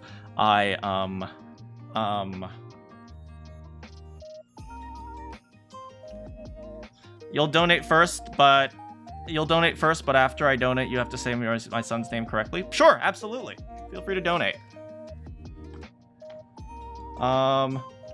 You try to get what is it? Yeah. So what was I saying? Right. So what was I saying? Right.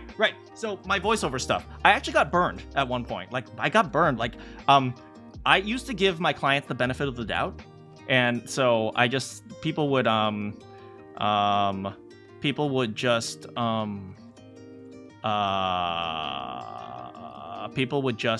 what's it called? People would just, pay me after.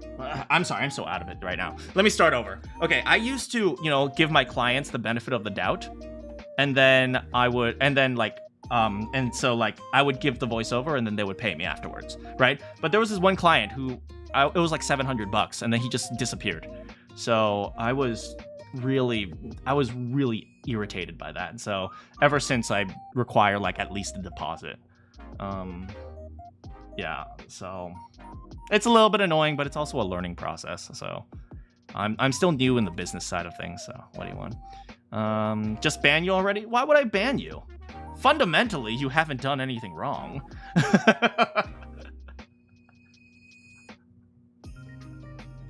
And you typing here is actually helping the stream, so I have no reason to. Unless you start like spamming or something. It's like, I couldn't care less. Yeah, it's part of the learning process. For possible art commissions, I'm planning on doing half up front, sort of. Yeah, that is generally what a lot of people do. It's a little bit unfortunate that, people are dishonest about it, but I wanted to give people the benefit of the doubt.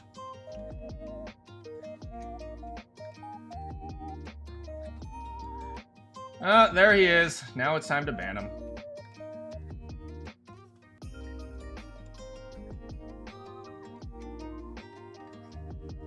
Well, that was fun while it lasted. Oh well, I was hoping to get $50 out of it. Darn.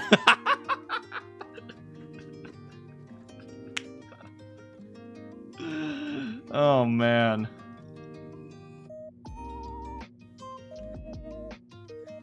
Man, if you guys want to make a joke, you gotta commit, man. So all these amateurs out there trying to make jokes on the internet, but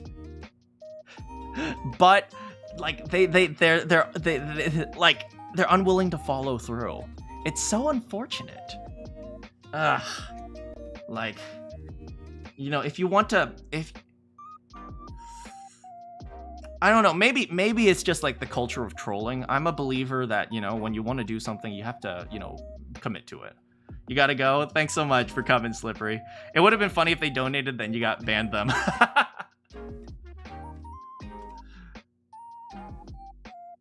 I mean, I have banned a donator before. Actually, you guys might remember it. It was the guy who demanded to be mod, and he donated $5 and saying, please make me mod. And I said, hey, if you consistently come and you consistently join the stream and have fun, then, eventually, if I can trust you, I'll make you a mod. And then he was like, how about I pay you $10? And he donated $10, and he started spamming and calling everyone terrible things, and then I banned him. Now, if he had been giving a shout out to... I almost said it. God damn it, Randy.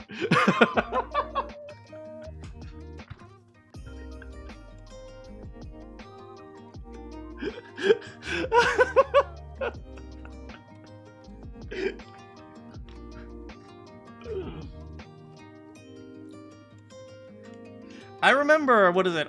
Some of you guys might not have been here, but in that Minecraft, someone got me really bad. Ice Swallow. Get over here. Someone got me really bad on that with at the Minecraft stream. That was a classic. I hate you guys. You guys are the worst. Why did I even come here to torture myself?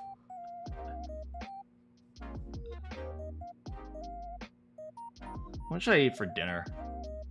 Love you too. Get out of here. What should I eat for dinner?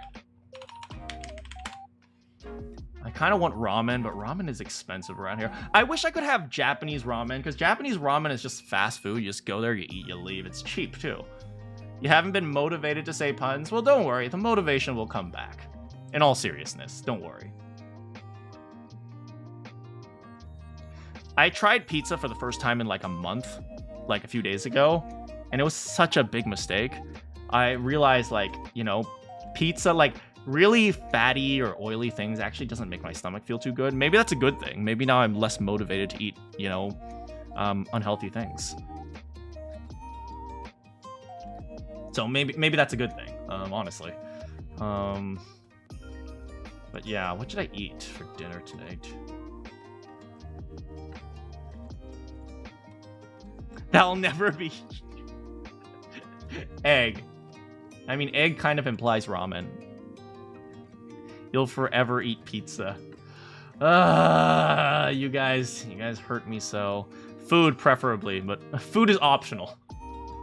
I mean, everything is food if you try hard enough. Like, there's no, like, mom and pop places around here. It's just all chains. Except for that one Mexican place that I go to get my chili rellenos. You used to eat paper, like small corners. I know people who used to do that, actually. Like, habitually, not like because they wanted to. Cactus dinner. I mean, cactus tacos sounds good, but there's also no meat. And I need, like, something to fill me up, man. I'm hungry. For lunch, I had a Subway sandwich, and anyone who's eaten Subway knows, like, Subway's not that filling. Chicken. Chicken sounds good.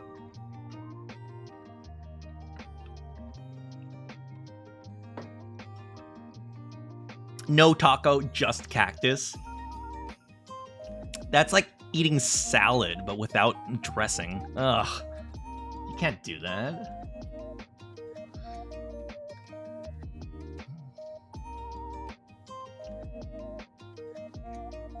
Yeah, you know, there are actually a few, like, because I'm in San Diego, right? There's a lot of Mexican people here, Mexican immigrants here, and a lot of them open, well, not a lot of them, but some of them open restaurants. So there's quite a few mom and pop Mexican restaurants around here. But my problem is that a lot of them are kind of lazy. They're kind of just like, here you go. And like the one place I go to is like, they actually like are really, really, really like sticklers about like making their food like look presentable and feel like very like real. I don't know what it means. I don't even know what I mean by that. But so it's like having coffee with cream, but without the cream. Exactly. Yeah, so. Okay. This is my rule. This is my rule for how to. You remember seeing a diner once in Florida? Have you never seen a diner? Man, you must live in a bit more of a suburban place, huh? Maybe. But anyway, what was I saying? Right.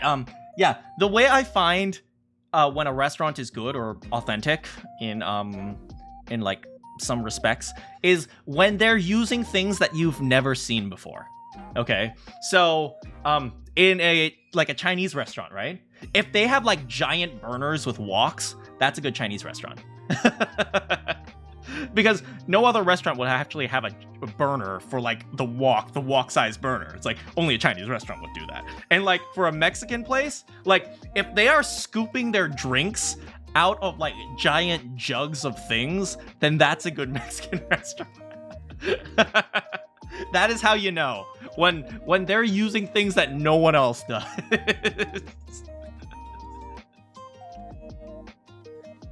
Japanese is a little bit more difficult because now Japanese has been like localized, but like sushi and stuff has been like super localized, but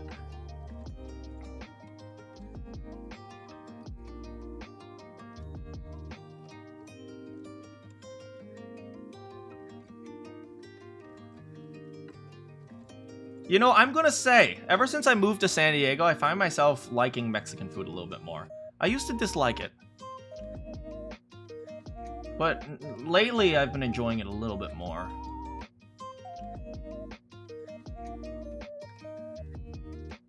Glad you can help the chat? Yeah, absolutely. Welcome. That's good. Kiyoma's like, yes, yes, eat the chili rellenos. Welcome back, Salmon. Feel free to donate that $50.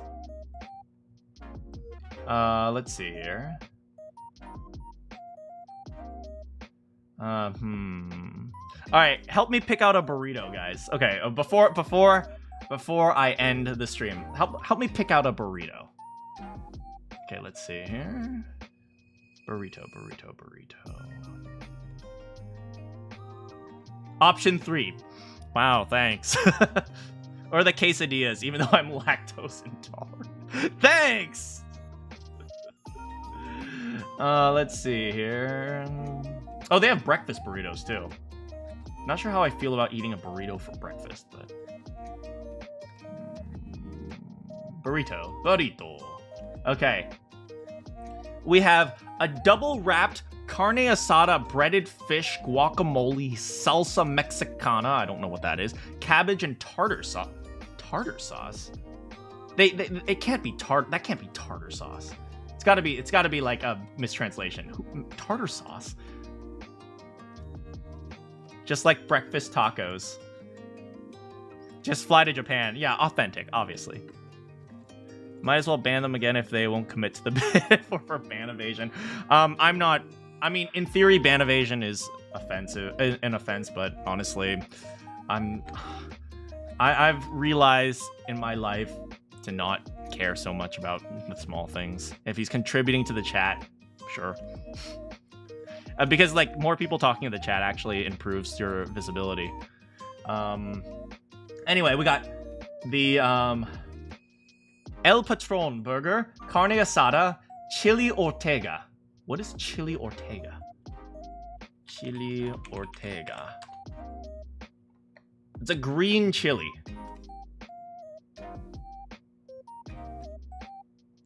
It's a difference between live stream and a subreddit. Yeah, because, I mean, live stream, since I'm live, I have a lot more control. I can respond to things immediately. Oh, like green chilies, maybe? That actually doesn't look so bad. I don't know what they mean by tartar sauce. Somehow, I don't believe that they put tartar sauce in a burrito. I don't believe that. So it must be a mistake. Maybe they mean sour cream or something.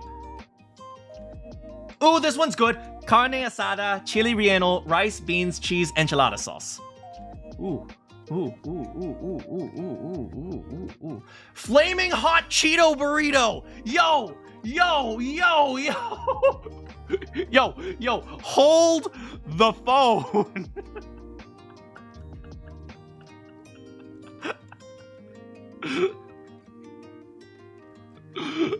That one? Oh, absolutely.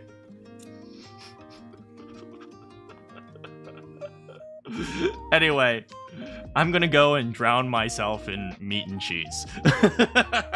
Thanks so much for hanging out with me, guys. Hoping to see you guys. What is it, Saturday today? So I'll probably see you guys on Tuesday. We'll play some more Ace Attorney. Good morning, good afternoon, good evening, or good night. If you have any quests for me, I will see you all next time.